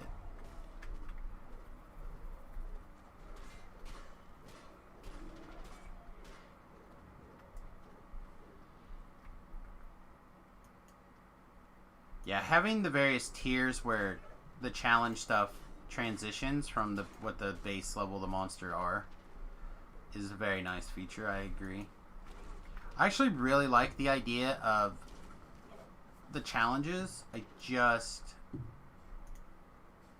don't love them. I feel like they often end up in a weird / buggy position, or they end up being the exact same thing a bunch of times with just such a minor tweak that they don't really matter. Like, I would like to see the challenges be reworked in such a way where it's an opportunity for people to practice like raid mechanics. Go ahead. So like, for example, I would like to see the Titan pillar dropped worked into like a challenge, right? You could call it a tree drop or whatever. You go out into a forest, you do something very similar, but you can practice that mechanic in not the raid situation, because that's one of the challenging parts of the raid is the pillar drop. Same thing with like the abbot like ice jumping. You could do something very similar with the ice jump by reskinning it, have a similar mechanic, but it feels a little different, like feels enough different that people would be okay with it.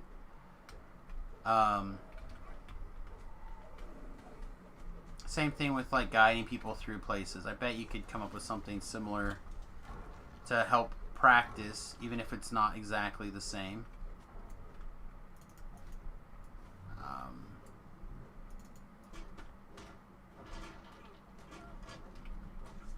But I feel like that's where the challenges really have an opportunity to shine in a way that you can't do regular quests.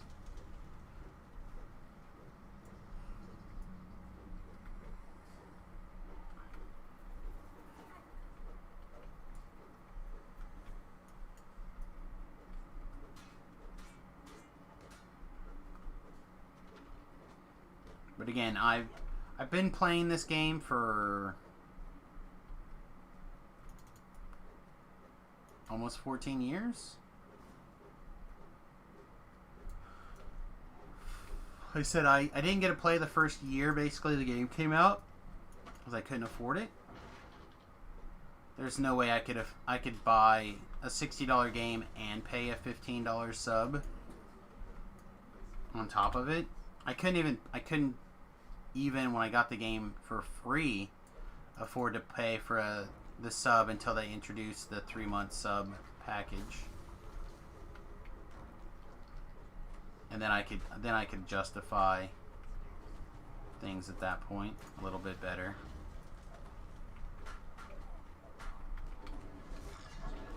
$30 for 3 months is a lot different than $45 for 3 months.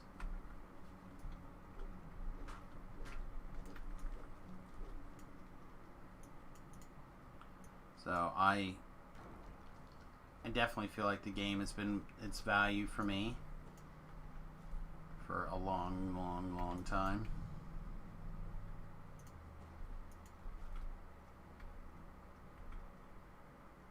There's Gorgon way up in front of me. Gonna go fight a vampire.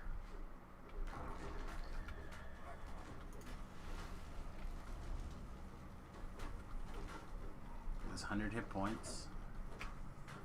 100 hit points. I'm not gonna try to heal him inside of the crap here. Looks like the hireling got him though. Although my lay on hands might have still been okay, even inside the crap. I don't know.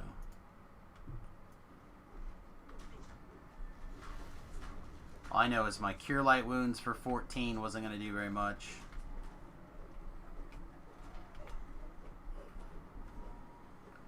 I'm definitely not a heal you paladin. We're missing 3 of the ghostlet guys for the optional.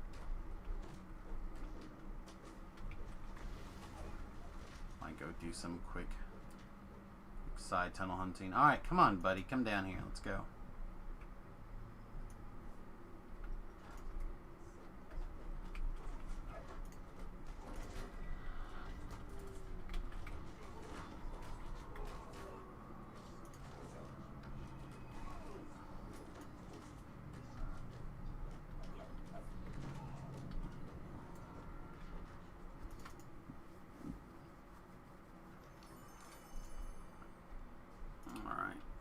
Even though it's not strictly necessary, because I can never find the location, I'm going to detour anyway.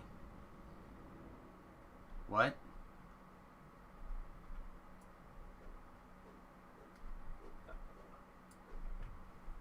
Just never find that door. Alright. Let's clear some trash out of our backpack.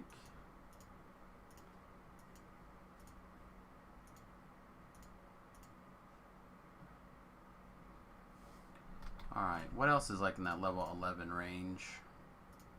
Oh, I guess we should go get our end reward too. It'd be okay. End rewards are okay, I hear.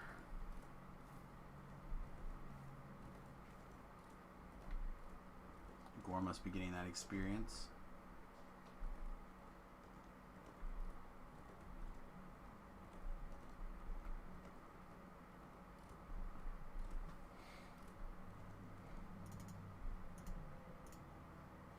We got a lot of nothing.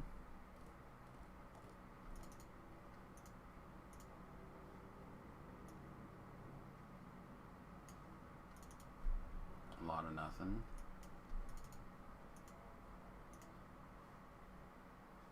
Oh, is this any good? Nope. Nope. Could have been good. Had that Fire Lore or magnetism or whatever, one of the spell types been the same and the insightful been the same, it could have been insanely good. This is okay. Again, not good. Oh, here we go. There's a reward. Demonic potion. Take that.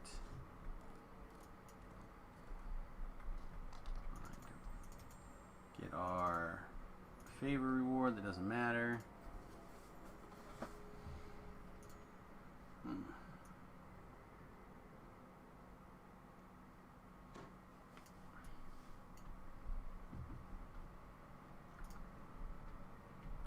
Alright, what else do we have at level 13 here that can kind of mix things up a little bit for everybody who normally has a pretty good schedule or plan or whatever? Because I think at 14 is when I'm going to personally work the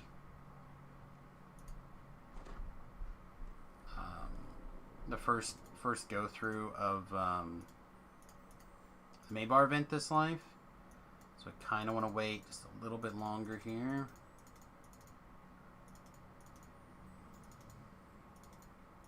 Well, maybe it doesn't really matter. Probably doesn't. Let's see, Gore should be at a ship pretty soon, I think. I also want to go ahead and throw out here that I am on Sir Lona. If you guys happen to be on Sir Lona as well.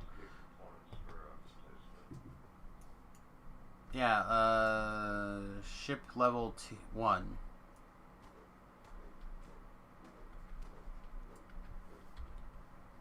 But anyway, if you happen to be on Sir Lona and you would like to join me, all you have to do is be level appropriate and send me a tell at Samus here.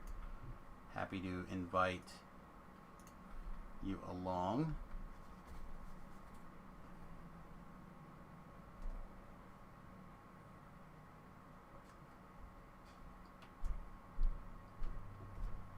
I don't generally have, I don't put out like an LFM up or anything like that, but I'm happy to have viewers and people throw me a what's up.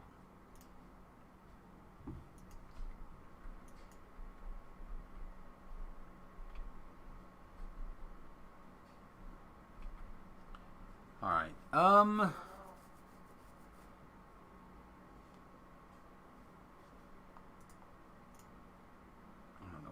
What's he saying? I can barely hear. Yeah, looks like he was looking for an invite. What do I want to do? Said there's a couple of quests that are just like fun that I haven't done in a long time. But I think I'm just gonna level and go work on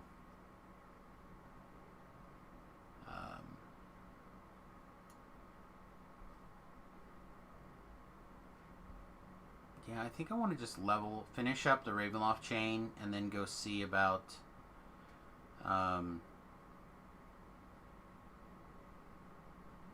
doing some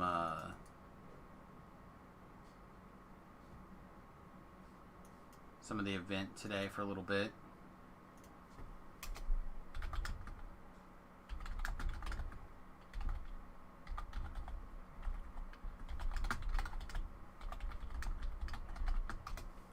Oops. Room 1 is not valid.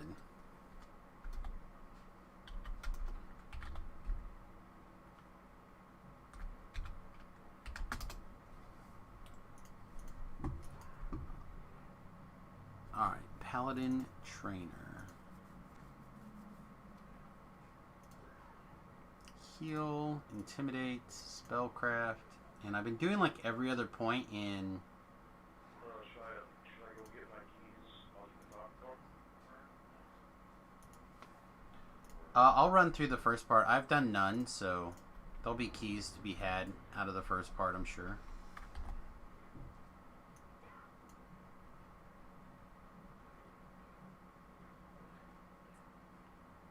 Oh, see, this is another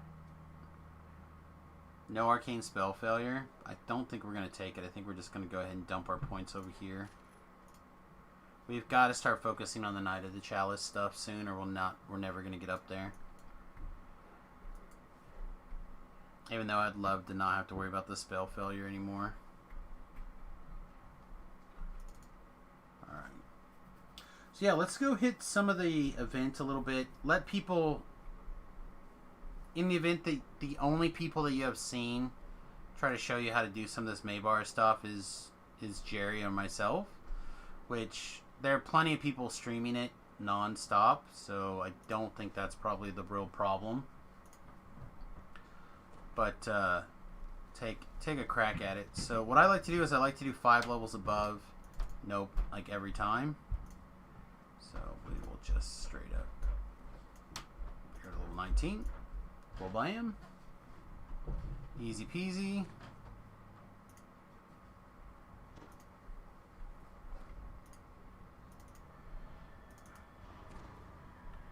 And then I always start over here on this side. I like to do a big gather. Run around. Just gather everything. Kind of fight them over here.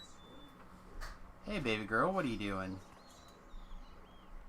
I pick up these guys.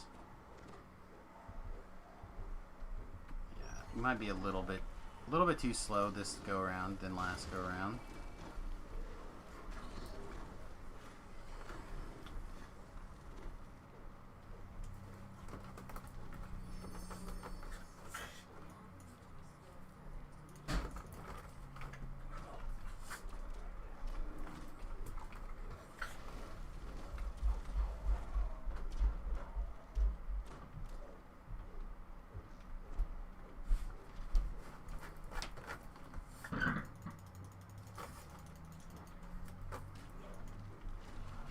Yeah, one of the things I'm actually kind of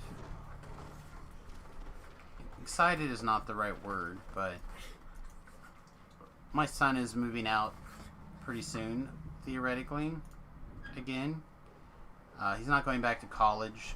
Well, he will be, but he's just moving in an apartment with a friend of his. Basically down the street, a little house down the street. But one of the things that I... Again, not excited, but looking forward to is not having somebody's laundry in the washing machine every time that, or the dryer every time that I go to run laundry.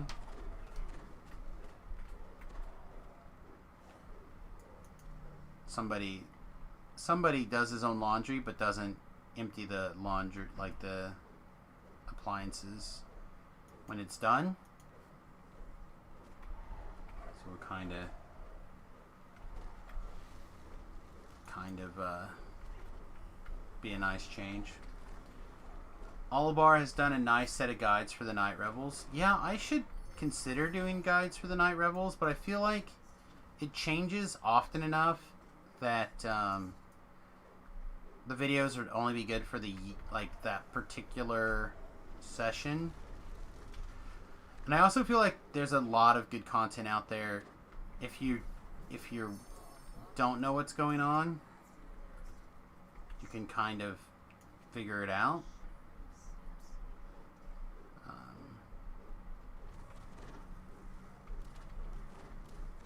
But obviously some sort of caster, in my opinion, is the superior build. Something that can firewall in particular, I think, is very solid. Like a fire domain cleric is probably the best. You can run along, cast firewall, cast holds, or not holds, go aways. Displace, or what am I looking for? Turns. You can turn. Guess you don't cast turns.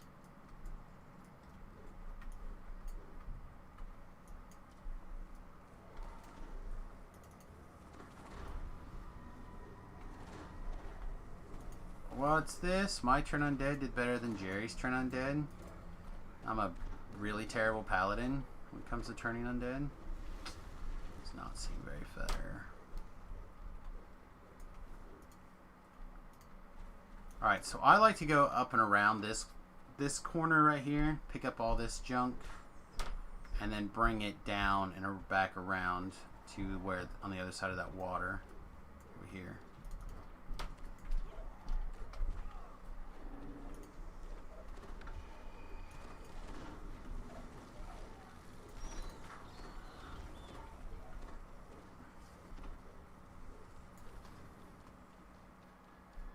Again, we're all about the cleaves.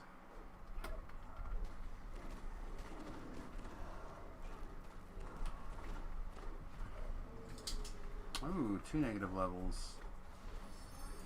So scary.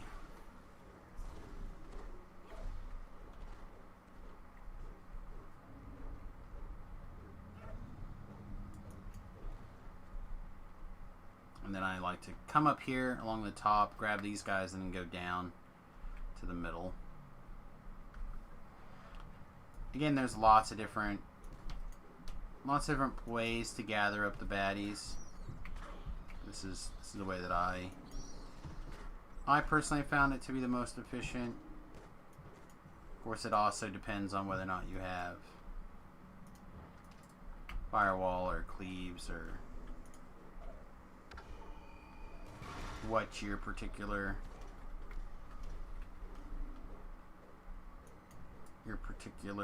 preference when it comes to hurting multiple enemies at once.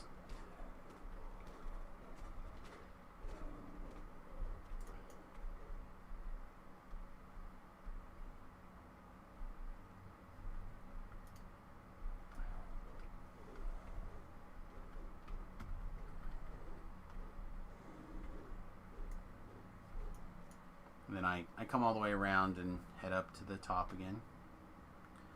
No, you don't necessarily have to do it that way. You can come back around without having to go all the way back up top, or not all the way through like that. But since you usually are doing this to farm keys, I feel like it's not unreasonable.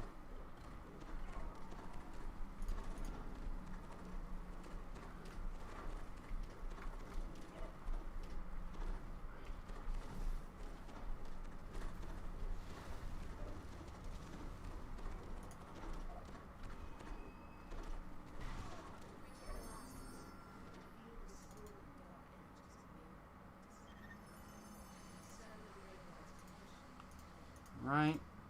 I don't know how many keys Gore got. He got several. I feel like at least 3.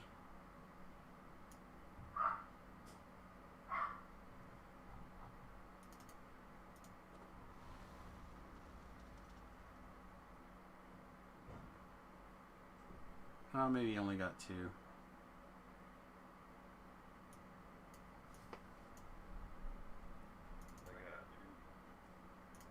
Yeah, I went back through the log and looked at it.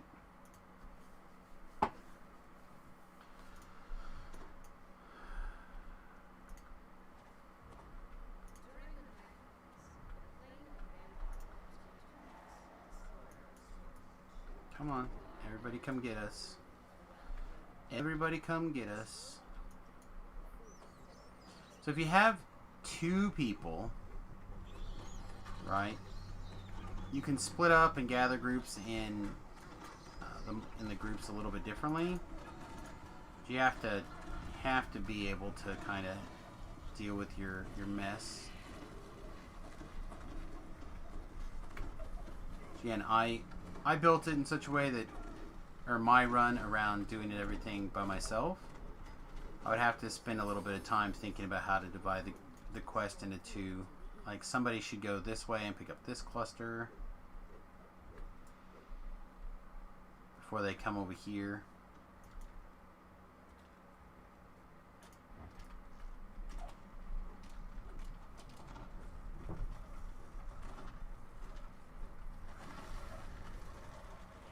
Then honestly, I don't know if there's a more efficient option after that or not. I suppose someone could come all the way up here and grab this stuff to start with, which is what I think happened.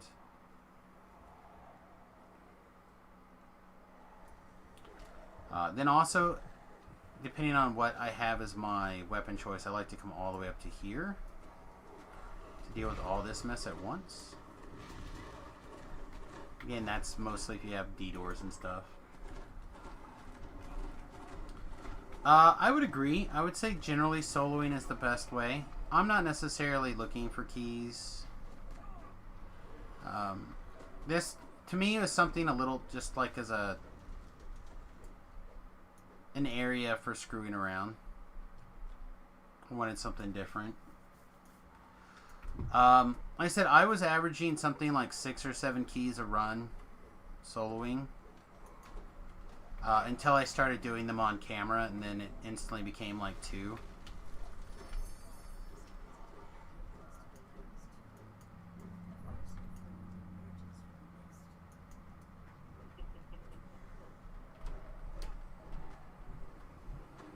I think it's just really random. But I think I got 2, and Gore got 2 out of our previous run. I guess I can look. How many do I have now? I have 10. So I started with 6. So far in the last run and a half, I picked up 4.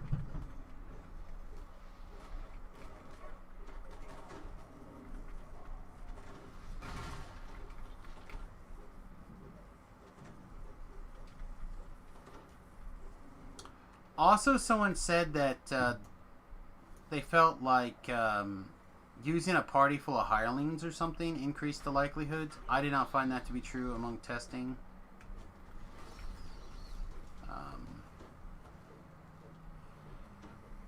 But whatever.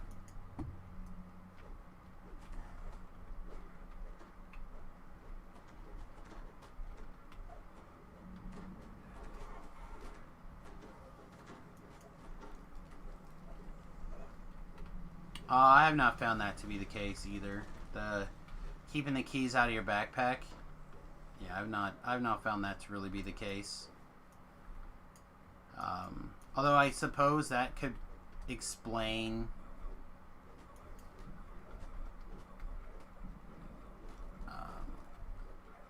Gore's just running too far away. Just running backwards, not putting the group in a place where I can cleave, so let him be. Let him do his thing.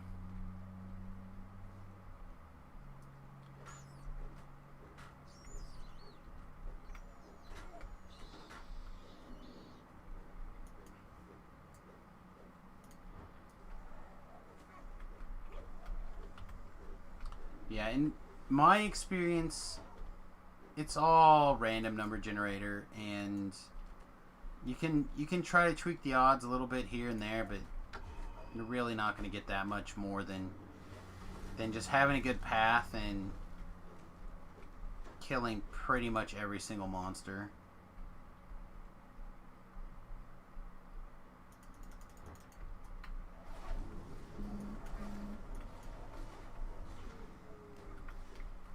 Yeah, and you could probably tweak some things here and there by trying some of these different tricks or whatever, but I don't know if it really is something that they would have taken the time to program in. You know what I mean?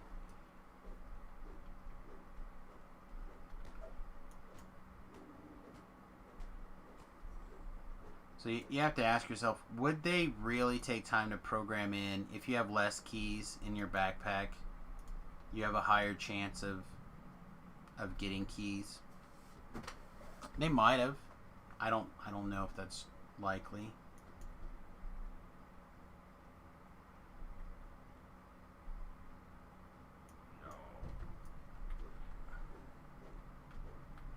You can get murdered because you ran away from me again.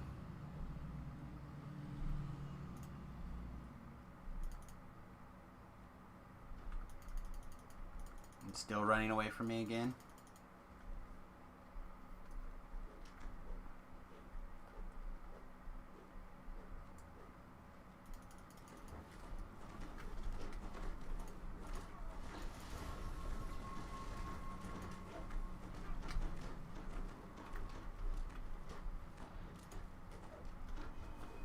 Let's see. We have 10. We're at 13 keys. Like I said, we started at 6. So in 2 runs now, we've gotten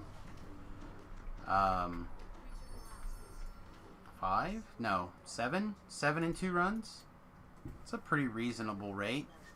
Again, that's just me. Gore has gotten his own pile of keys. So I don't know how many he's earned altogether. How many keys do you have now? I have 6. So we're probably just a little bit ahead.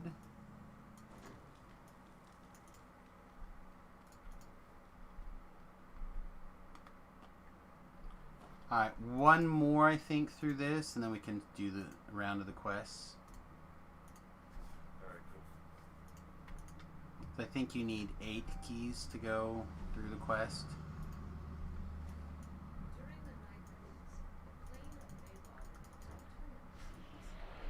Just had a piece of your son's birthday cake. So sweet in a bad way. First cake you've had in a year. Oh, man.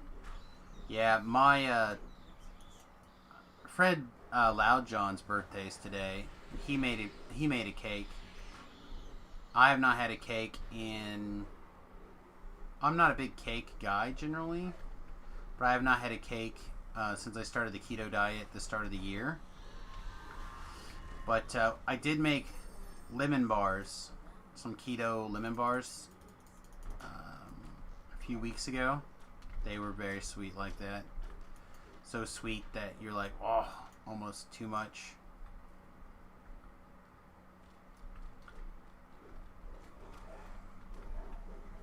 Nine if you do eternity. You know, I usually don't because I don't really care about the cosmetics. For me personally, I don't find the cosmetics to be something that I'm very excited about. I've done them in the past, so I think I have a set of all the cosmetics somewhere. But it's not. I'd have to look to see what else they could make. I always think of the Eternity stuff as cosmetics, but it's also, I suppose, probably some of the high-level stuff, right? I just do it once for the first time experience. That's a good idea, though. I wonder when I would actually want to do that.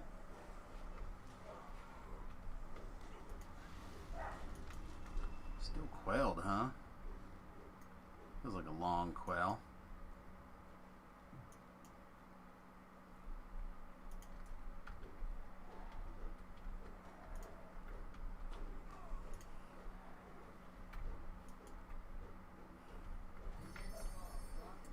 So worth getting a set of the throwing daggers. I would recommend it. If you're going to do a dagger build, I'd recommend getting at least a 3-piece set of the daggers. So one throwing dagger and one dagger for each hand, depending on your level ranges. I don't necessarily think you need them for every single level. Like, personally, I feel like the level 4 dagger will get you through for quite a while.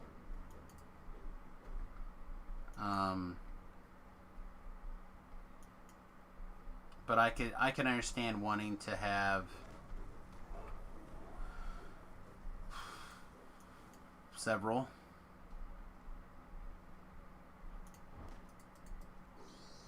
Personally, in my mind, if you like the particular weapon type, and you think it's good, or however you want to put it,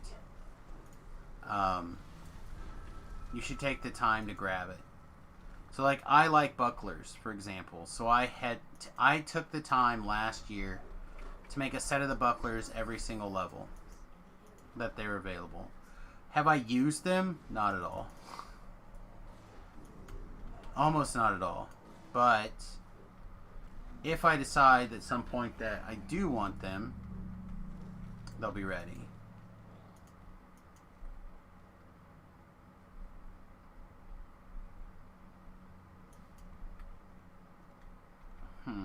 We have some stragglers. I'm going to get this straggler, I think, before I head up top. Wonder who they were. They must have been aggroed on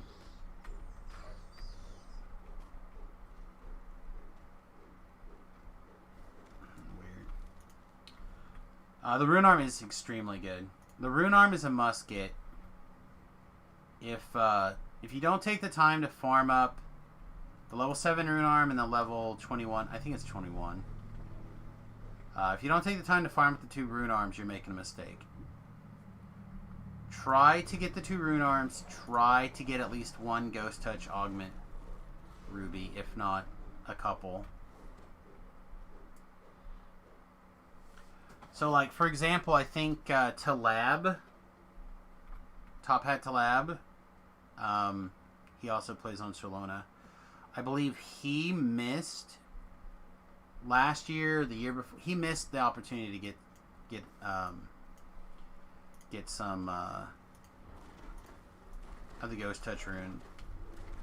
And because I had spares, I was able to help him out and give him some.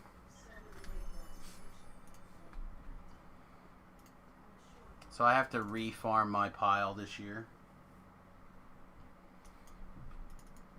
But not a big deal. Oh, all right. Excuse me. Let's go take a shot at some of these quests. Some of these I just don't like. Some of them I think are very, very fine quests. Like this one in particular, I find to be really good. The Under New Management. Takes like 2 minutes. You get, after you're the first time experience, you're going to get something like 5,000 favor a run, or 5,000 favor, 5,000 XP a run. Like I said, it takes like 3 minutes.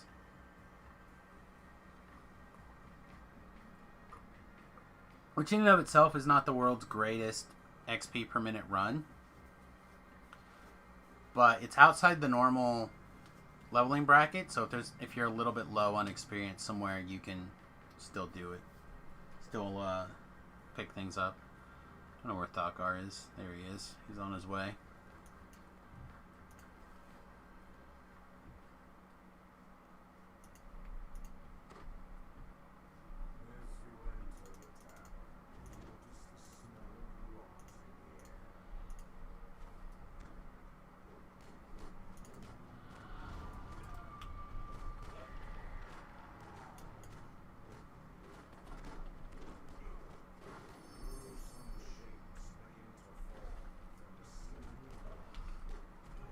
We didn't get our shield spell to turn on.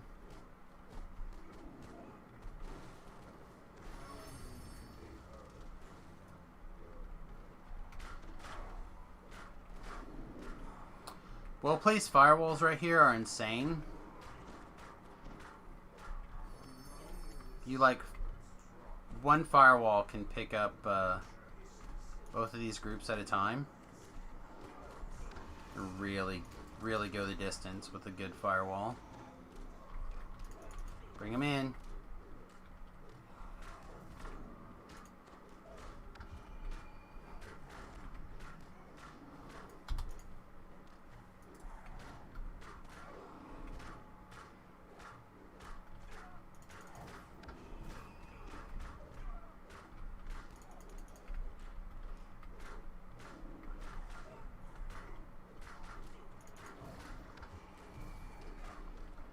And whatever no hate mechanic that I've got bugged on my character from somewhere, it must be insane.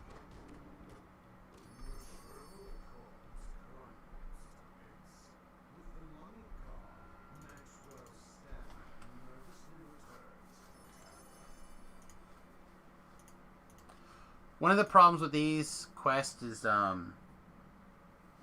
have to recall out of most of them, which I find to be problematic often, but it's not the end of the world, I suppose. Alright, so that is under new management, Kobold's new ringleader.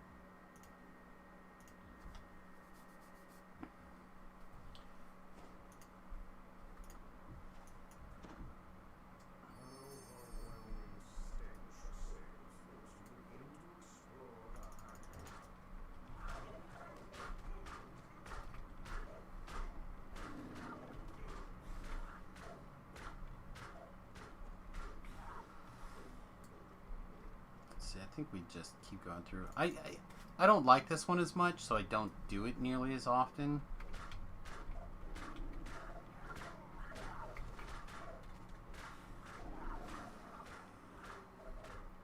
Also suspect I'm probably missing some kobolds somewhere along the line, but again, we're not getting keys, so I don't think it matters.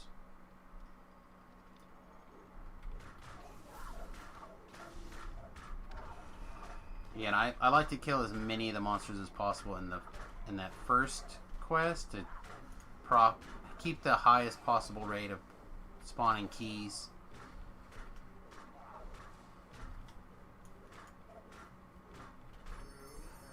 Man, taking some of that damage right there, huh? It's that not having displacement action.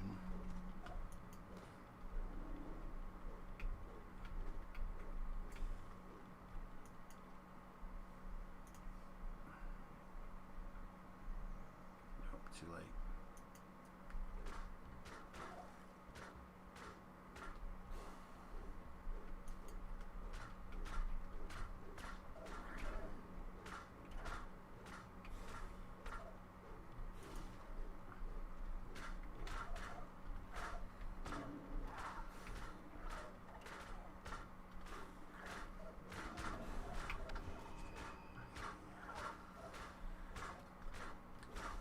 It's a lot like chopping firewood, except stinky and smelly and say irk irk.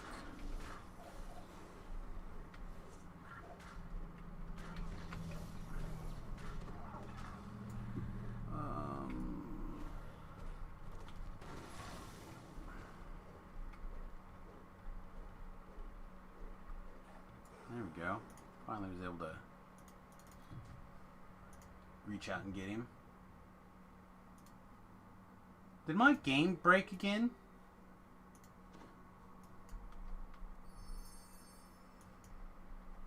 No, okay, good. I have it. It broke on me yesterday, the stream broke, and no one told me about it for the whole last quest I did. The people who were watching thought I was just caught up in the conversation and wasn't questing, but I was questing. Because the webcam doesn't go off, just the gameplay. So if you guys ever see the gameplay stop, be sure to let me know. Pretty much guarantee that I am not playing.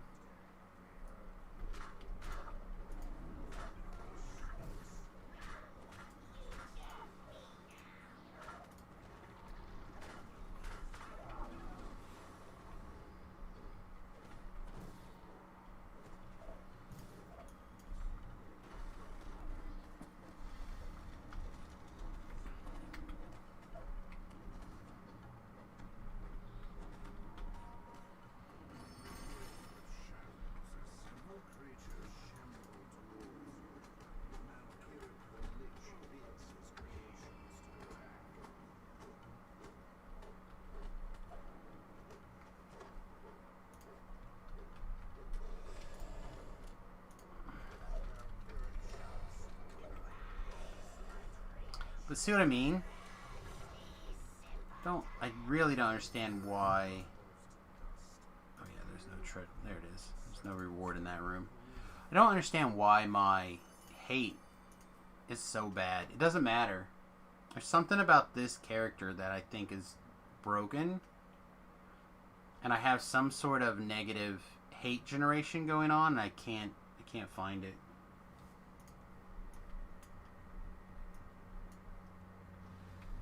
Alright, Stitch and the Lich.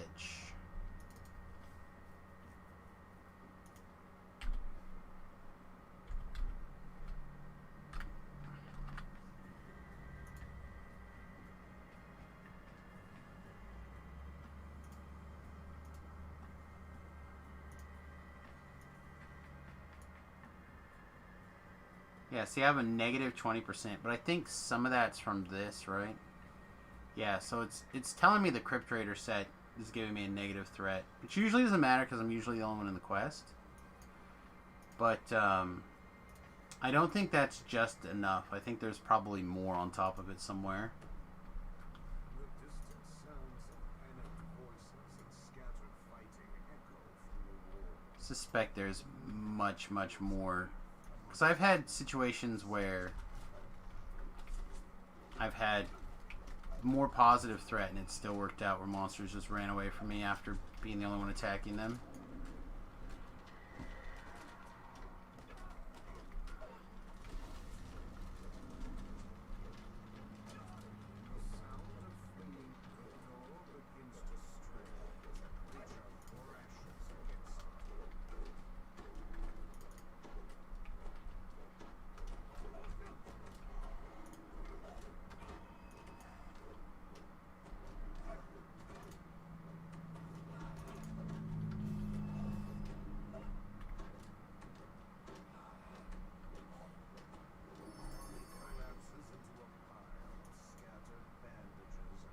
Yeah.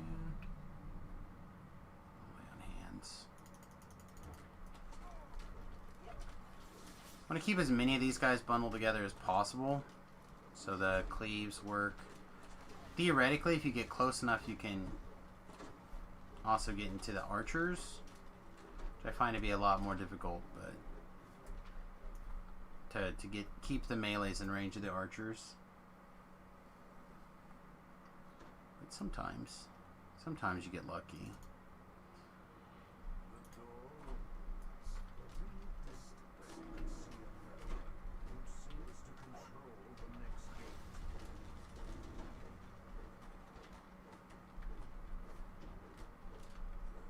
Man, the initial class hate must be really strong.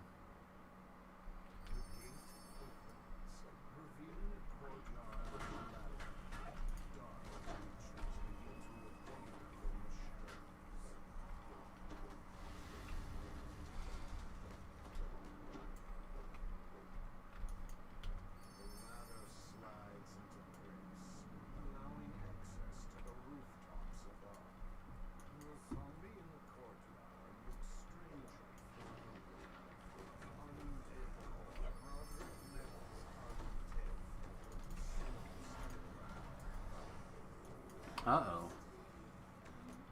Held, huh? Hell, getting slapped even.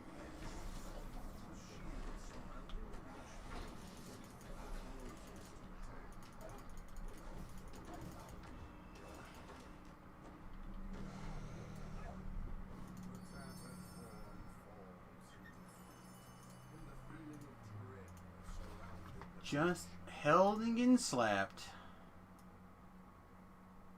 Normally you have to pay for that.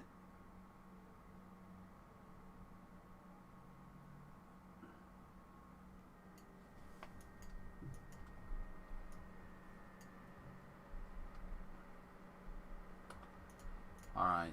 Grave work is another one that I like. I think once you kind of have your pattern based off of your build a little bit, you can really kind of go to work.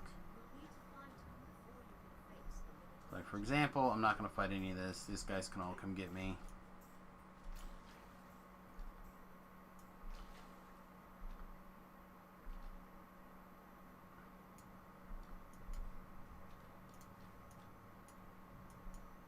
I know you don't take breaks, but I just need 1 minute. I'll be right back. That's fine. Yeah, I only really take breaks in the evenings. There's no such thing as a break. I mean, I haven't even finished my tea yet. I've only drank 6 cups of tea since we started the stream. I don't know what you guys are talking about, taking breaks.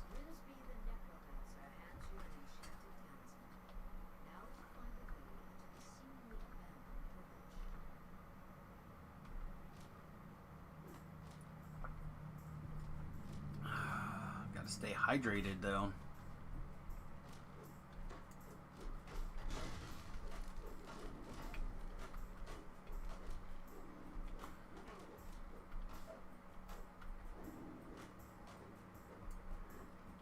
No, when I take my break, it's usually a long break. Make some food. Maybe do some work on the bus, or not today. It's rainy. I still not recovered from all the miscellaneous shenanigans from the weekend. The not feeling well on Monday and whatnot, so probably won't go work on the bus today, but there is some stuff, some news, hopefully some news soon. But I bought a couple of those plastic 4x4s, trimmed them down to where I need them. I think I picked the initial deck height. It's only going to be like 5x7. It's not going to be really big, but it is big enough that go up there if I want to relax a little bit, hang out under the stars, for example.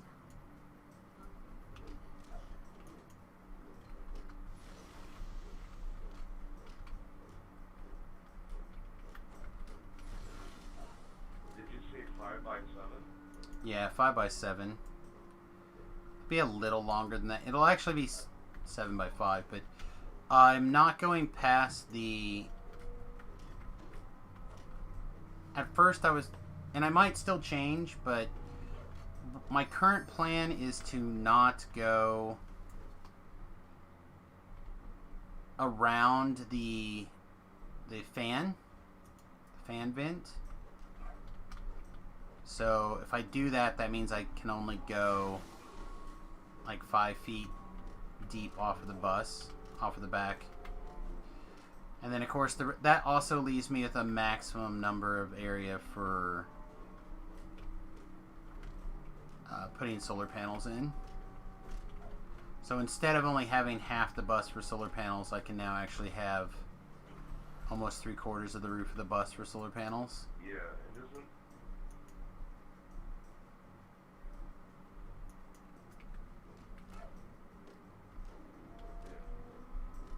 So I can really maximize my power there. So the reason why I want to put the roof deck on really is just to have that little bit more of a footprint. It'll give me an opportunity to, you know, think of it like a balcony for a house, right? How big of a balcony do you really need for like a small apartment? Not that much, really, right? So it's kind of like that. It's kind of like a little balcony where you get the opportunity to just, instead of walking out to it, you have to climb up a ladder. But it also gives me a spot where I can, if I want to, I can put some storage up there, like if I needed to. Yeah, it'd be good for that. It'll also be good for like if I need a place to, like, say I get a kayak, it'd be a place to mount a kayak, or I could get a couple of the like car caravan things. You could mount them up there, but go up there with a cup of coffee and a good internet connection, you're good to go. And you spend a couple hours up there, no problem. You're up off the ground, so if you want to be a little bit away from the bugs, you're kind of above it. The bugs tend to not be super high. Alright, I'm going to go get the last star now. Whee! This bonus, kill all Minotaur skeletons. I've never found that one in particular to be useful to me. If people, if you're like, oh no, you get a metric ton of experience doing it or something, let me know. But Otherwise, I've never really found it to be particularly good. Also, what did we do? Oh, you returned to Dolores early, so we didn't get our maximum stars until after I killed a big pumpkin. So we did not get the maximum reward there. Oh, I messed up. I'm sorry. Well, it's too late now, so we don't have to worry about it. The experience doesn't change, just the number of whatever the rewards are for this. I don't even know which one it is. Apples. 51 apples instead of 60 some apples or whatever. Not the end of the world. And then what I like to do is I come over to this ballista once I kill the guy. And I get shot across. Pew!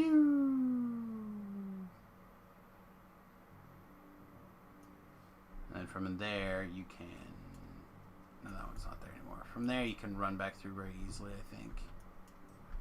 But in this case, we're just gonna T-door.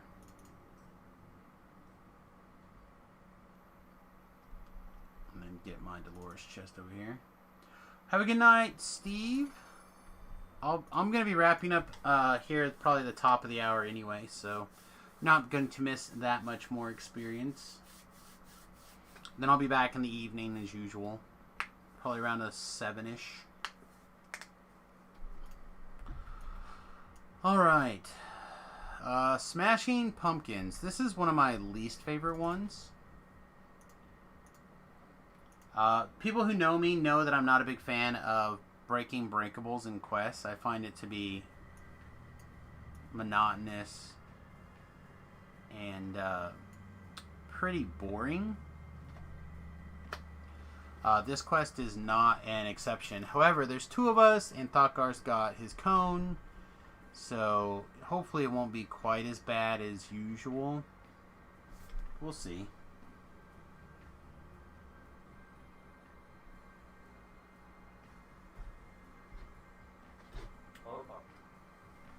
I'll be right there. I gotta go buy Chris Brown's little mommy rider. Okay. We'll give Gore a minute. I think these work off of the 3-minute lockouts, but rather just err on the side of caution. Meanwhile, I suppose we can check the old Twitter box here and see if there's anything exciting going on.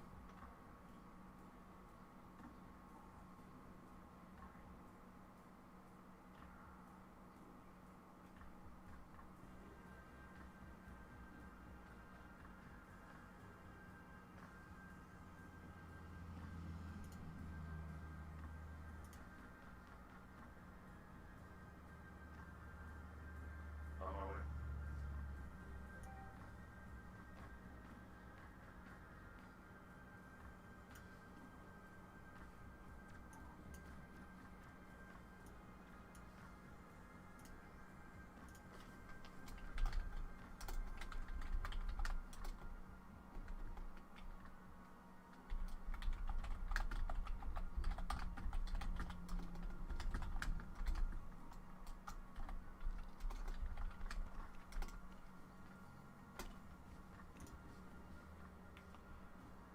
Alright, let's get going. Smashing Pumpkins is a band.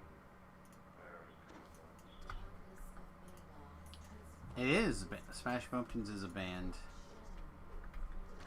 Reasonable band. Alright. Smash away.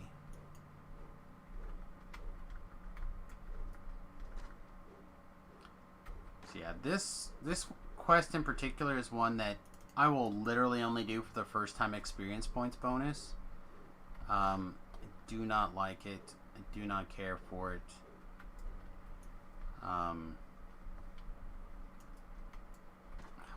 Did I get it? Okay, got it. Might be different on a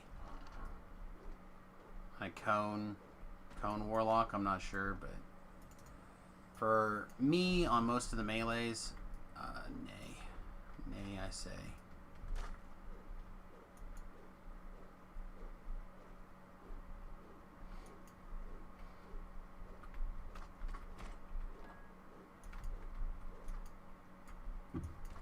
Also keep in mind, though, that if you're looking for the experience, the number of stars you get doesn't change.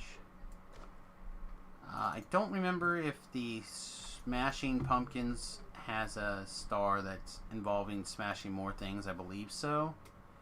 Because at first I was like, oh, 50's not bad. But I'm pretty sure it increases after you hit that 50.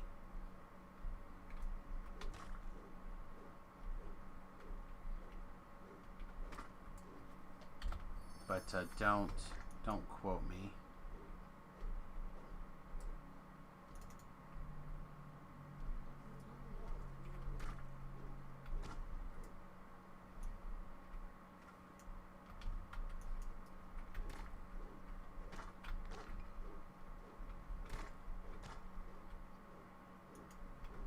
Smoosh, more pumpkins.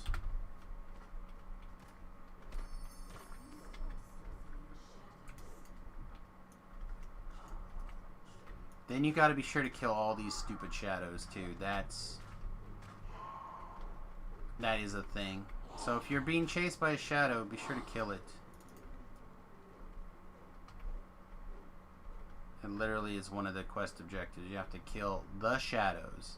All of the shadows.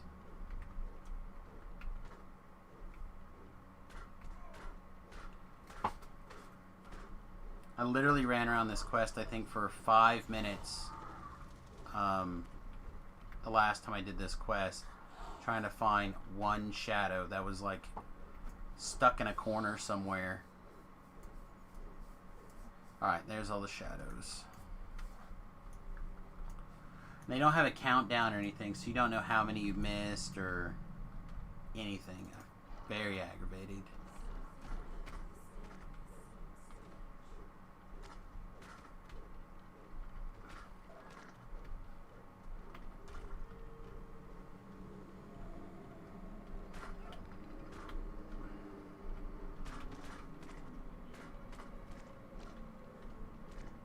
Yeah, see, now we gotta smash 100 more pumpkins. When it's a smash 100 more pumpkins is when I was like, ugh.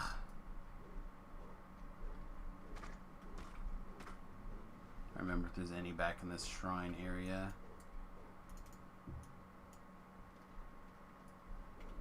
Oh, it's not a shrine area.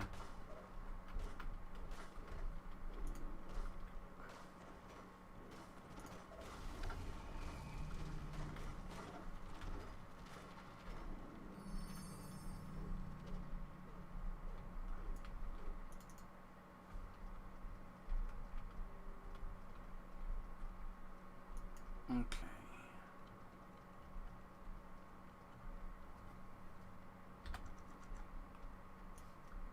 All right.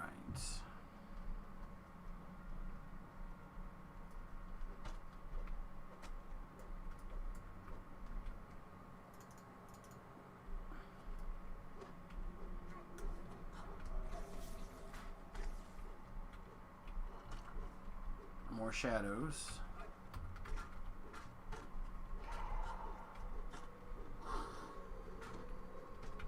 And of course, while you're at it, you also got to spam your target next, non-hostile, so you can find Snippet or whatever his name is, as well as target the next hostile, so you don't miss him. I don't know if he can be in here or not. Oh, I haven't finished playing hide and go seek yet. Oops. I found him. Where did I find him at?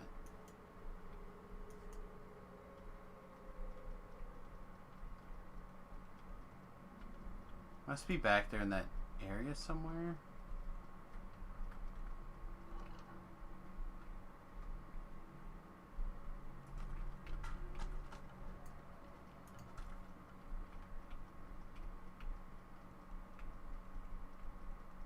There is.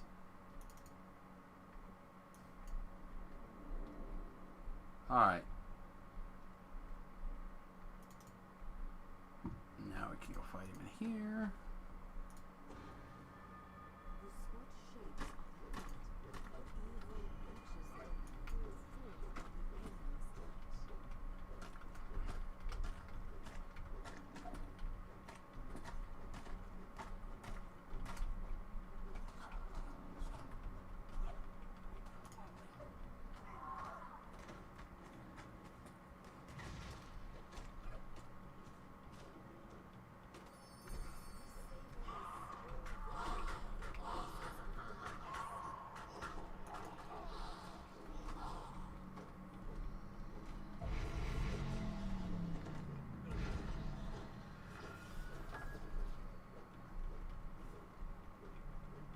Alright, and then somewhere we gotta find the hidden pumpkin patch.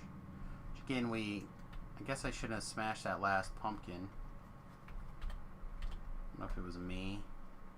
Oh, I found got all the stars. What is this? Find the hidden pumpkin patch. Is that?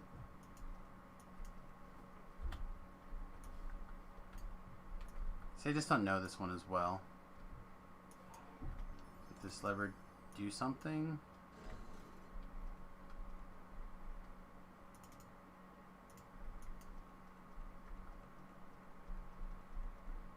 Does that open that lever over here? I know this is my fault for not liking the quest that much. What's over here? Did that? Nope, I did not fix that. I'm not sure what the hidden pumpkin patch objective is. Oh well. Well, we kind of won. And it was sort of fun, so... Guess we'll GT the F out of here. What? Have you not heard me say that before? The quest is done. It was kind of fun. Let's GT the F out of here. It's like, there's the Buffy the musical, I think. They had a song that was of a similar vein. There have been rumors of strange things stirring In their big finale. by a fountain. It all seems quiet here. And I always say something like, give me my XP and let's go, or something. Alright, so skeletons, you have to kill enough skeletons to be able to activate this ward. If I remember correctly.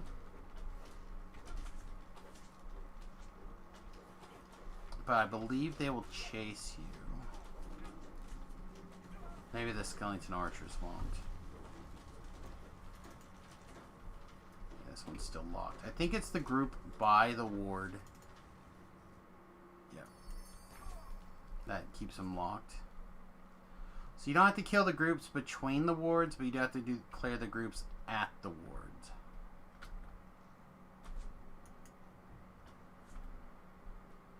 Again, I haven't done this one this year, so I'm kind of dusting off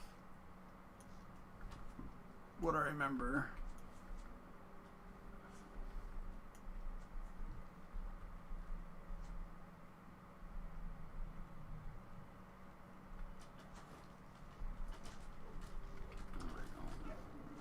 I don't mind being green alerted, but I think we'll smash down a little bit of these here. I'll be right behind you.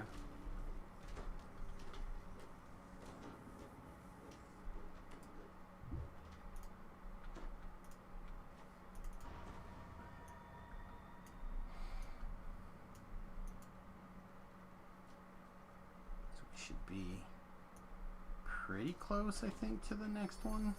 Oh, he's got it. He got it.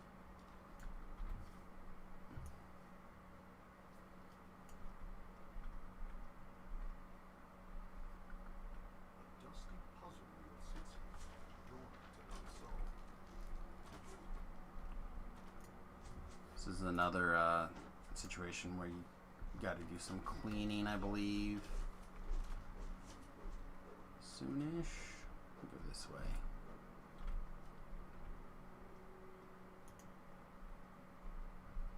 I believe the last ward is at the area where you talk to what's his name. So yeah, I'll clean right here. Have a dash.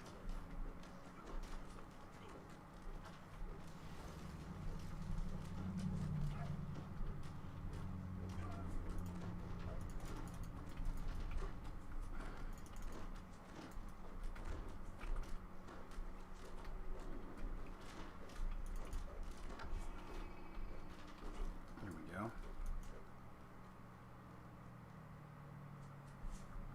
Pale form stands before you. Then it breathes slowly, revealing a set of fangs that betray the creature's true nature.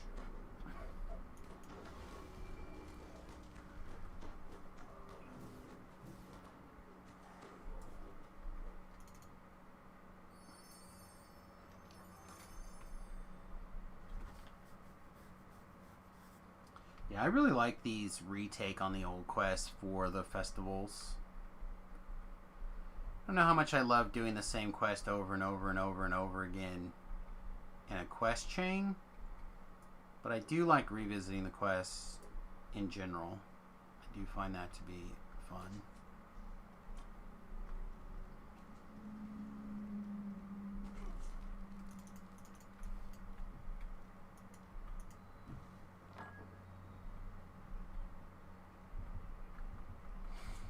All right. Claim the junk right here.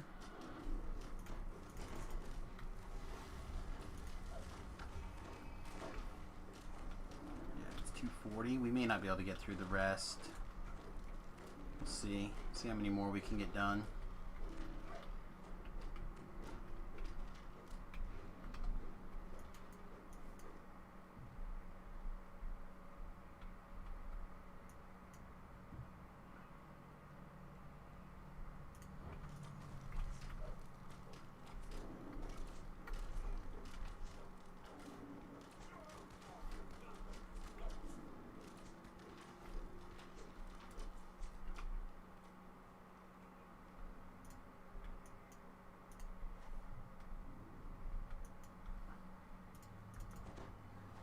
Keep forgetting we're not in Reaper mode. I should probably take the time to activate the healing clickies.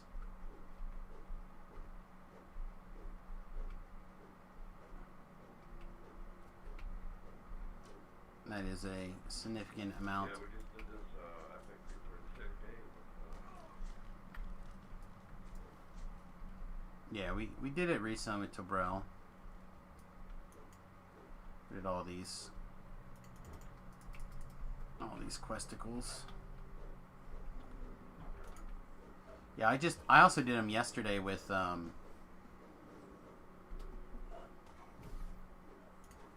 Raider on Reaper. A spectral form materializes nearby. Come on, don't run away from me. Down your spine as it Don't run away from me. I got it.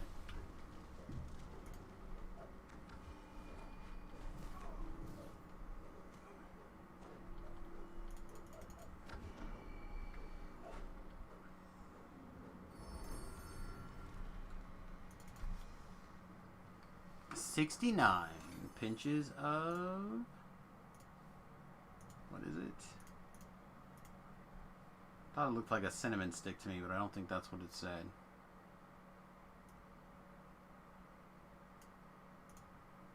Maybe it is Sinister Cinnamon. It was Sinister Cinnamon. Cinnamon. Sweet. Alright. Hey Weird, getting ahead in Lord's March Plaza. Another one I actually really enjoy. This one I like. Especially having Detour, this makes this quest much quicker.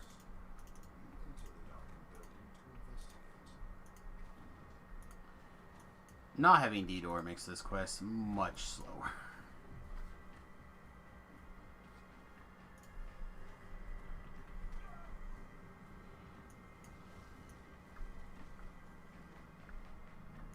So I usually go ahead and clear here a little bit, just for purposes of keeping alerts down.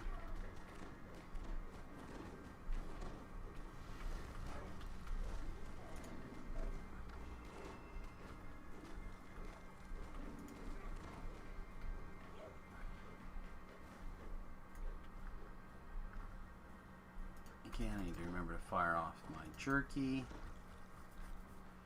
Get that heal on.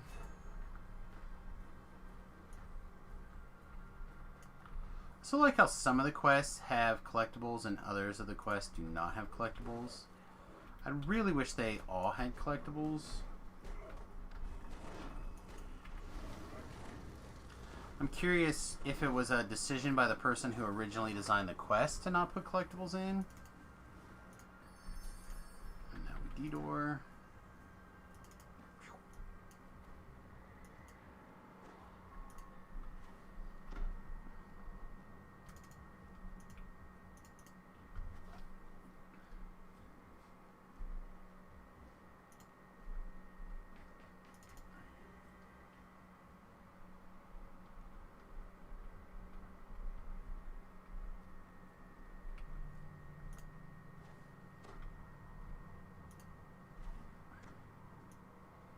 The other thing that I really like about when they revisit the quest, they do a pretty good job of not putting the into the quest in the same spot, so you're not running the quest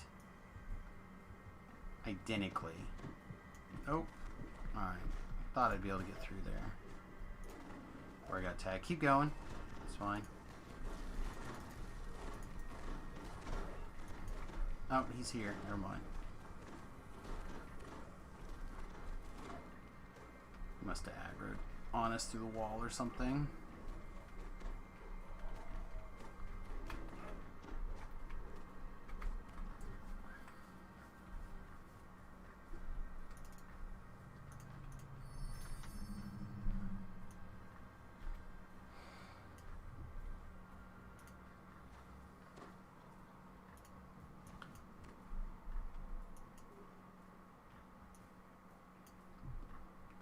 I also really like how pretty much the exact time I decide that I'm going to go ahead and cast a heal spell is when the regeneration goes off. That is pretty nice.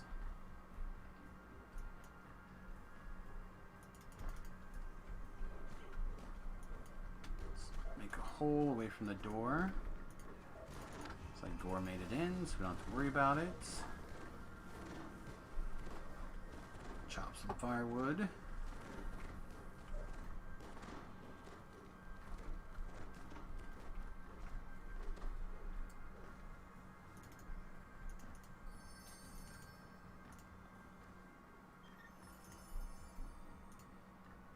Take a detour again. Why am I not allowed to target myself?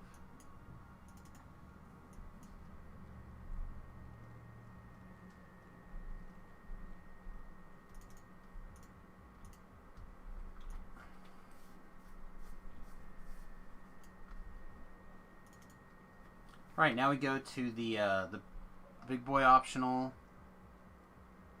over there, and then we come back through the beginning.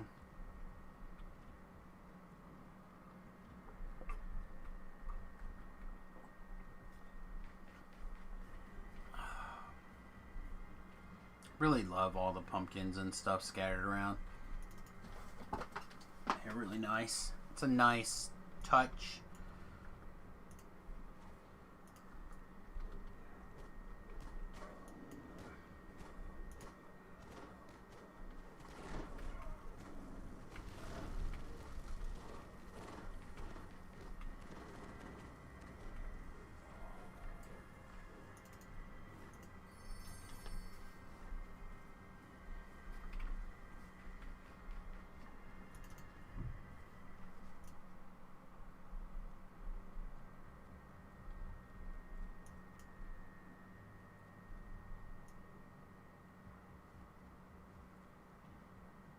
It doesn't really matter which staircase you take.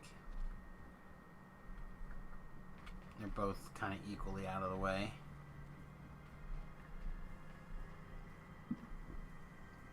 However, I will say that you don't want to stop here if you're low on mana. You want to just keep moving.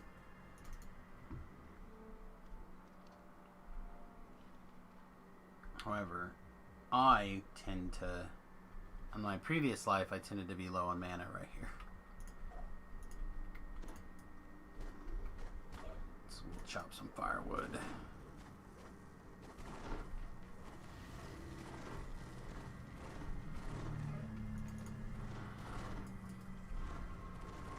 What? Did my turn on dead actually get some guys? No way. Keep going. We'll get the next doorway pulled clear in there.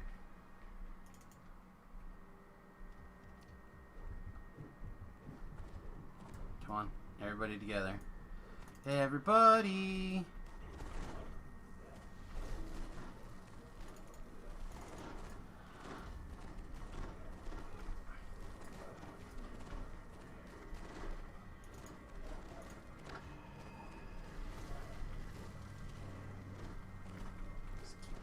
Just keep chopping this firewood.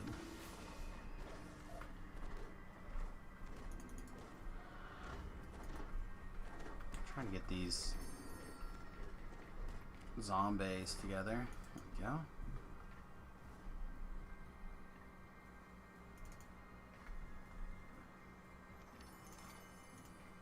Again, I think this is another one you just want to recall out of. Alright, we have 9 minutes to the top of the hour. I think we might be able to finish run through all of them except for Eternity.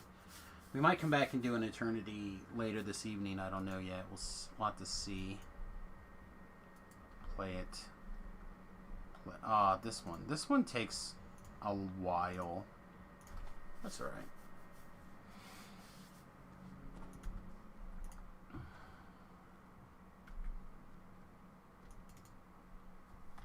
I will help.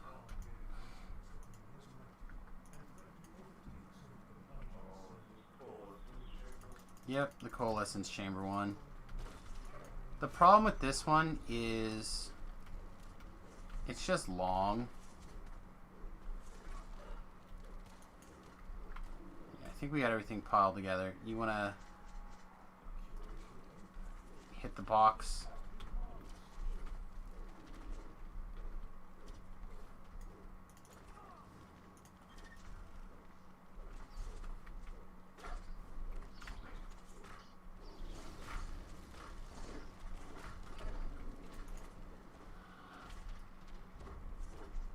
I'm going to head to the other corner, do the next box.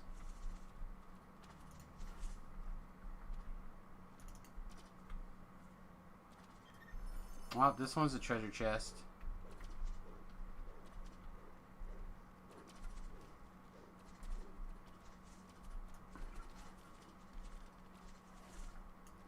So if I remember right, we have to kill all the undead in here anyway, so...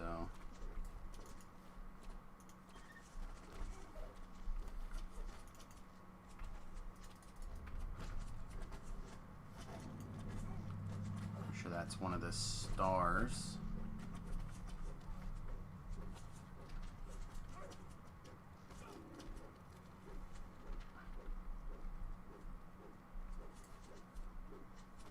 Let's see if Gore's gotten that that present.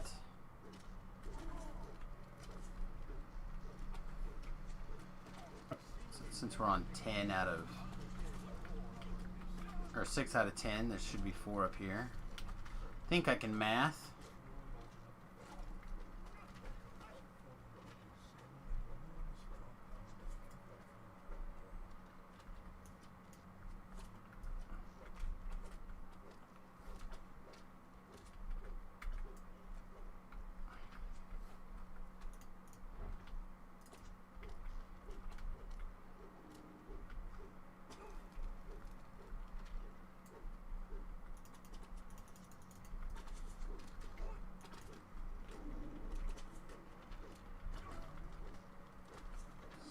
Chopping, just keep chopping. Eventually we'll get through all the firewood. Oh man.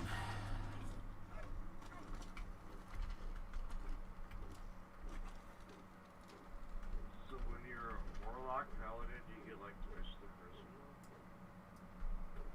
Do I get what, Charisma?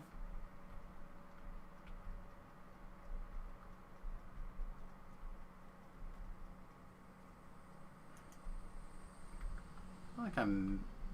Should... There you go. There's some more guys.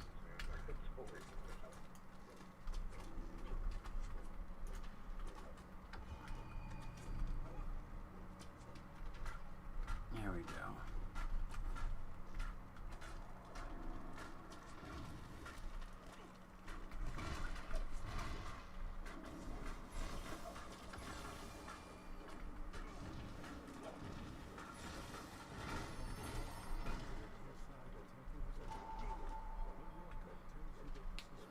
Alright, we have cleared the top temple. On my way down. Ah! Ah!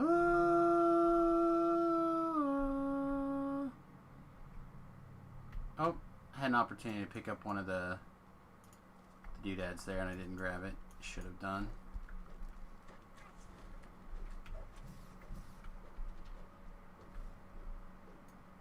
Alright.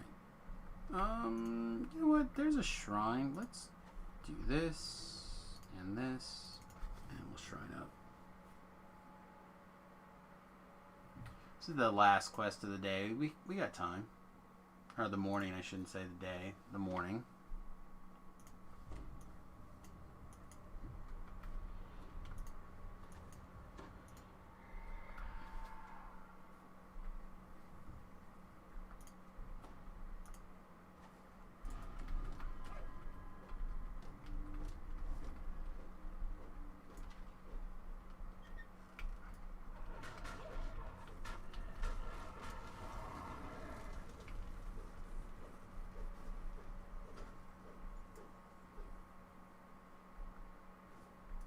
I'm exhausted.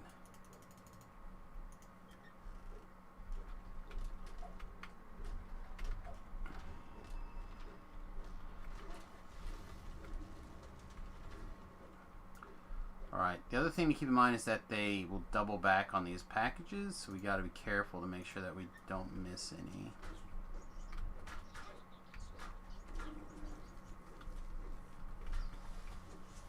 There's at least one behind a secret door.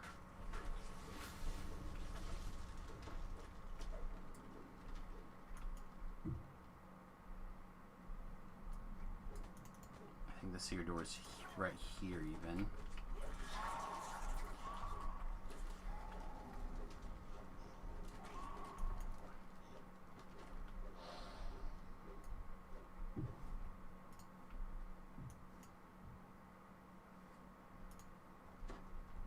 Wrong? Is it not right here? Maybe it's not right here.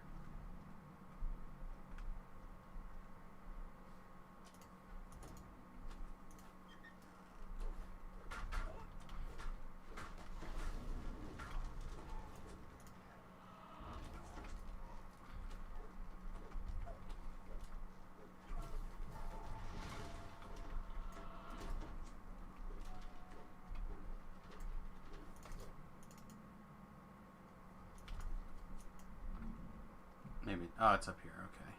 I already found it. I never remember exactly where that secret door one is. Got you now. Huh. Oh, that's right. Okay, so the first 10 are easy. The get all of them is the hard part. Okay. Like I remember there being a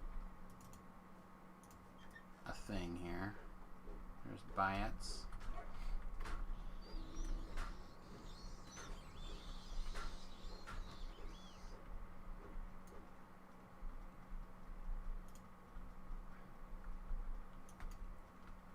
You gotta double check that you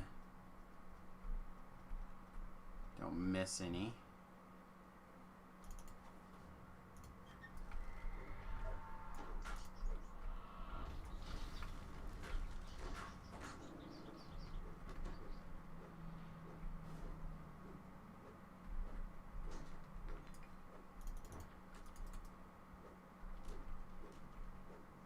There being one in this room, but not, or the hallway, but not this many.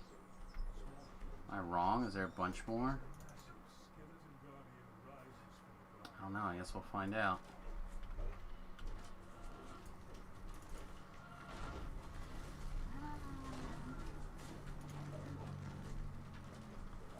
Lord Harry Huson.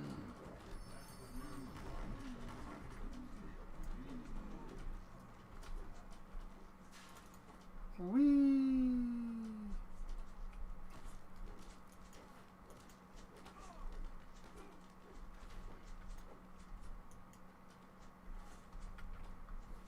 Whee!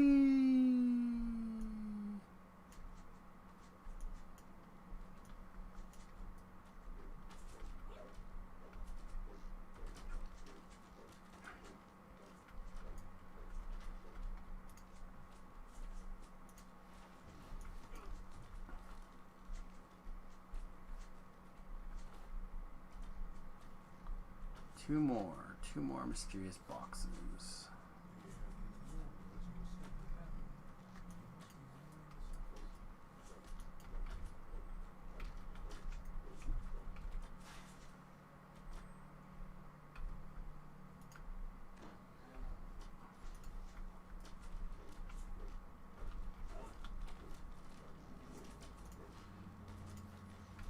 Oh, you're out of range now.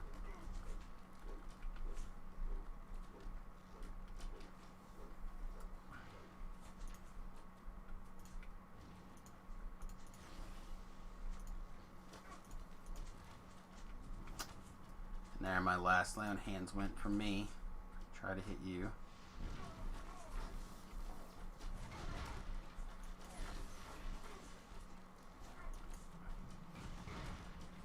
You must be above.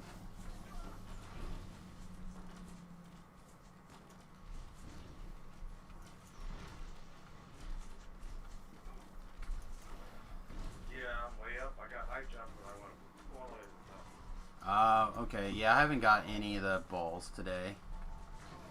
Standing on the back of the air jack. It's alright. I'm almost there.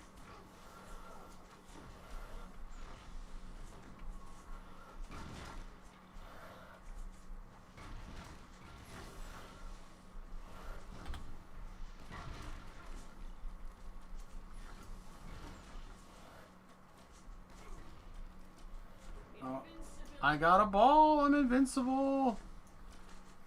Run, you fools. There's another ball.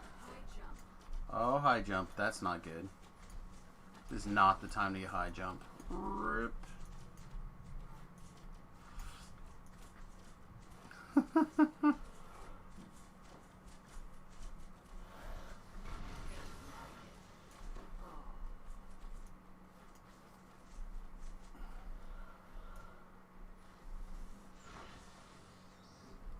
And never jump on these. Always walk along. Your party has reached dungeon event maximum volume. Oh, what am I doing? There's a shrine right there. You could have shrined up all day.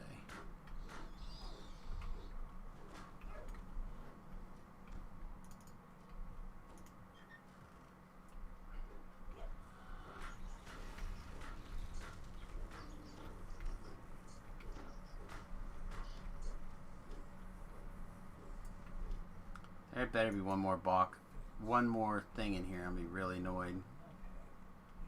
Yeah, I think we missed a gift somewhere, a mysterious package.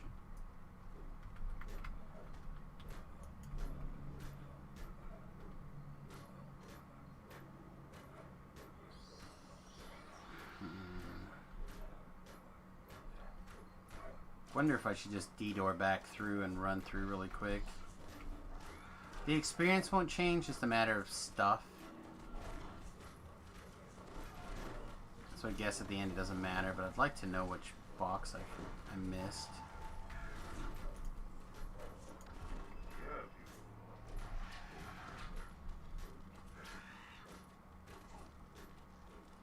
Yeah, I'm gonna abort this infight here and I'm gonna go look for this stuff. You should be able to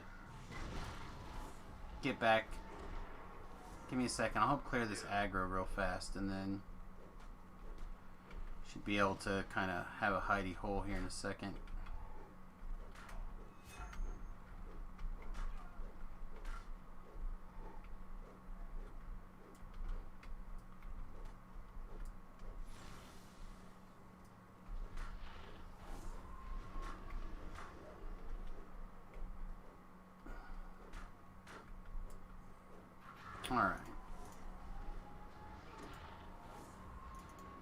Just zerg back through this really fast and see if I can find it.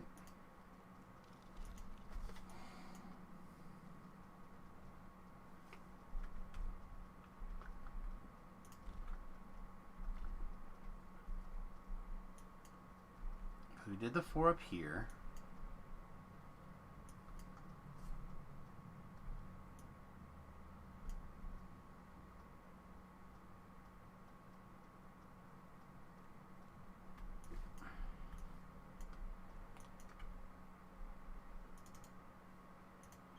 Oh my god, the one right after you fell down from the ground. Alright, if you can finish her, go ahead. That's the last. She's almost dead. You want me to go end it for you, buddy? Yeah.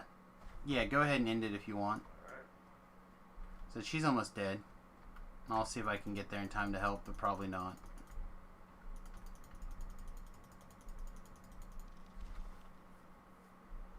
God, that's so aggravating. I knew we missed one. I hate it. I hate when we miss one.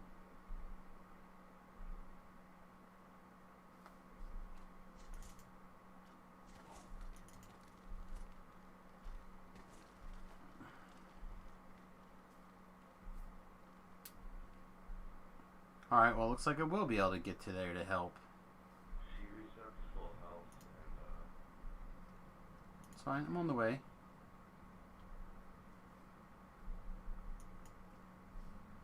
I don't think I'm that far away, really. Especially if I do happen to get, like, a high jump. I can shoot up there real fast, but don't think it's very likely that I'm going to get a high jump. There we go. This is... And I stand super corrected. Alright, let's high jump for days.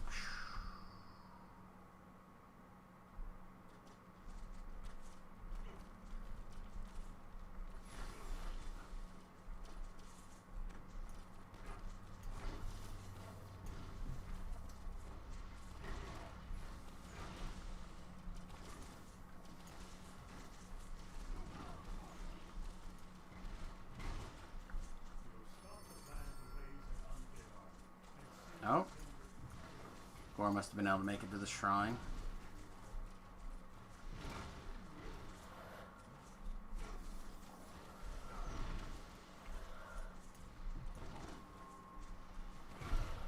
No, gravity, why? I just want you to know I'm on a first lifer and I'm like 2 levels below you. It's fine.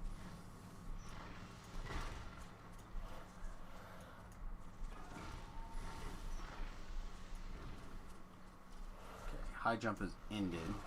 Alright, thanks, take care, buddy. Yeah, have a good day. Almost there. Almost there.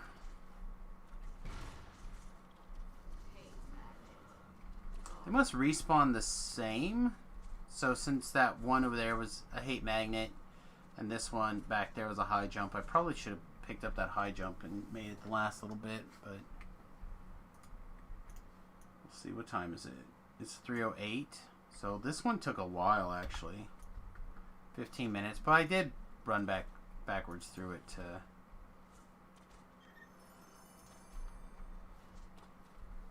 kind of get there. So anyway, that was pretty much the entirety of level 14, I think. Basically, I am going to go ahead and finish up Ravenloft this afternoon.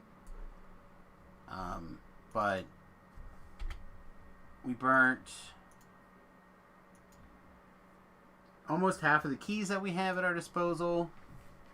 In fact, I think we're still one up from what we had before. And then we have all sorts of random goodies if we want that we can pull out here. A lot of things I recommend are a lot of the weapons are actually really good for different periods. Obviously, I talked about the astral projector earlier. I don't know how much this longbow's any good, but it's probably fine. Vorpal at level 8 is fine. Ghost touch, fine. They don't really go together that well, but it's fine. The great crossbows, I think, are fine. Same thing. They seem a little bit odd. Again, the axe, like the various weapon types are all kind of just fine, in my opinion. So for me, it turns into something that is the weapon type the type that you really like. For example, I really like daggers. Right? I think with the universal tree backing them up, the daggers are quite strong. Again, I mentioned the bucklers earlier. But like the level 4 dagger is very solid at level 4. You're picking up Ghost Bane, Evil Outsider Bane, a reasonable crit.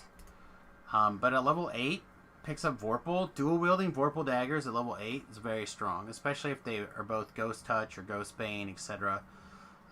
Even if you're not Vorpaling things, just the extra damage that they do because they are Vorpal adds up. So, like, again, because they're daggers, I feel like they get more value than, like, the Great Axe or whatever. Great Axe probably has some more value now than it did before because you can, with the last time, because of the strike through chance. Same thing with like throwing daggers. Throwing daggers, I think, are also very good. Again, because of the power level of the daggers in particular. A big dagger thrower build at level 30 can really crank out some damage. Right now, Noob has been running one over on his stream, and you can really see some very impressive damage numbers there. I mean, look at this thing. Ghost Bane, 8.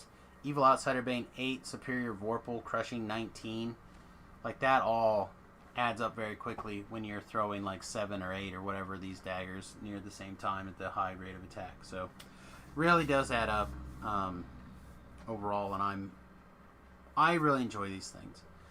I will say, however, the thing that I almost always spend my points on are these Rubies of Ghostbane. A couple of these Vampire Slayer ones are good. The 1d4 light damage is pretty solid across, especially at low levels.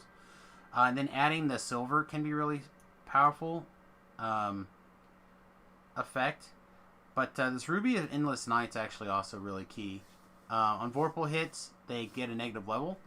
So, a lot of things can really rack up a bunch of extra negative levels very quickly. And then I mentioned this before, but enchanting random weapons with solar can also be very good. I don't think I have one on me right now. Oh, I lied. Here's one. So here's one of the new weapons, Annihilating Longbow of Critical Piercing 4. So this thing, Slay Living, does the entropic 2d6 untyped damage. And this is something that I've already Vestival Solared. So just adding that little bit of extra damage, just that little bit extra notch to some of these things can be very, very interesting and useful if you're doing a lot of TRing. And you have like different areas. So like one of the ones that I had mentioned that I had made before, obviously you want to have a couple of these intelligence and wisdom runes if you're going to be high level as well. But one of the items that I have made, just going to teleport back to the marketplace and then run to the boat. But or actually, we'll just go to the bank over here. One of the weapons that I put out before, and it's not impossible for you guys to find, especially if you're looking for new stuff, is you can find these crossbows if you look for them. Crossbows, low level Vorpals, etc. Get weapons, please. Not allowed to search yet. Soon. So like, here's a smoldering heavy crossbow of keen edges that I Vestival Solared. Again, something very easy to find, something along these lines that you can just get that little extra oomph out of. Heavy crossbows, light crossbows, those are weapons that get a lot of value for the same reason that daggers do. They have a universal tree that supports them really well. Same thing with like this WarPally quarterstaff. I solored it up. Every class has the ability to use quarterstaff. It gets strike through, etc. A lot of the races kind of like get a little perk from it. So like the WarPally quarterstaff is another good option. Here's another one, a keen heavy crossbow, same kind of thing. This one happens to be acid instead of whatever. So one of the things that I like to do, and I might do this WarPally sickle with the holy on or the light on it as well. There's another festival that comes up soon, the Festival or the Rizia. I don't know if it's the Ice Games or the Festival. I think it's just the Ice Games. They tend to like overlap a little bit in my mind. But the Ice Game stuff will kick in, and you can get the ability to put Icy Burst on weapons. And Icy Bursting on weapons is really powerful if that weapon has a good crit range or a good crit multiplier.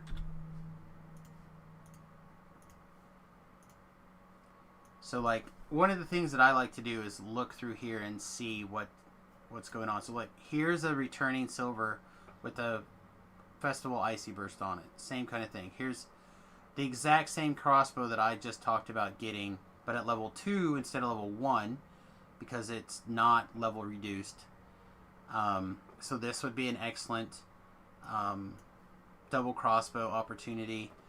This would be a reasonable, although Unholy's not as good as like elemental damage at low level.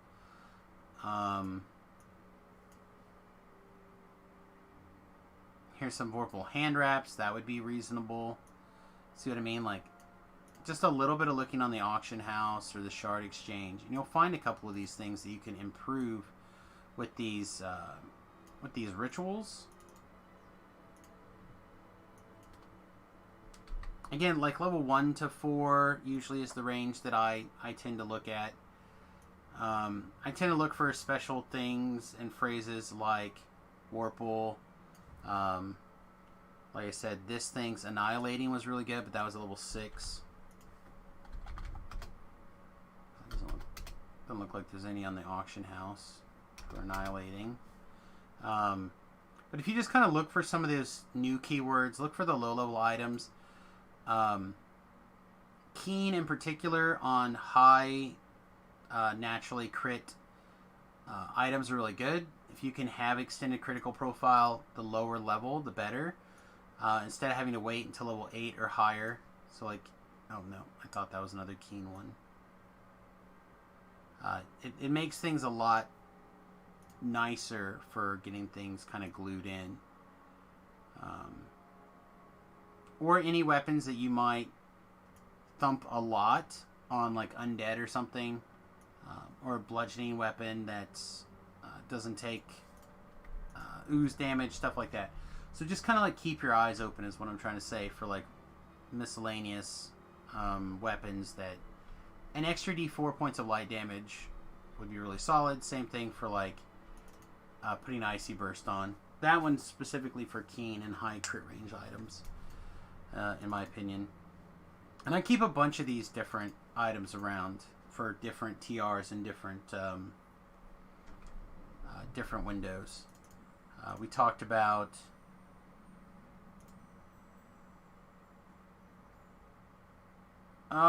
do I have to pull +1 to all my stat augments, do I think? I'm not sure, to be honest, with the new augment system. I have the feeling that they're going to have to come out and go back in for them to work correctly with the new system, is my guess. So like, for example, here's a Keen Falchion that I have Icy Bursted, and I put that Ruby of the Endless Night in. So it being Keen at level 7 makes it 19 to 20 times 2, and the Icy Burst will go off for 2d10 points of damage when it crits. So, is that correct, or is it just 1d10? It might just be 1d10. But it crits a lot, so that's going to fire off an extra d10 points of damage quite often. So, like, you just got to kind of look at what you have at different levels and see what you might plug in, especially for low-level random loot gen stuff. So I think this is crafted. I believe that's crafted, so I can't do anything to it. Same thing I think with this. But there's nothing saying that you couldn't find some sort of random loot gen item that would make sense in that spot at some of these different level ranges. So yeah, don't forget to be the ability to add that 1d4 light damage to low level gear. It can really add up. All right, everybody. With that, I think I'm gonna have a lunch break. Use the restroom. Take care of business. Let's see who else is streaming Dungeons and Dragons this afternoon, if anybody. Looks like Noob has started his stream.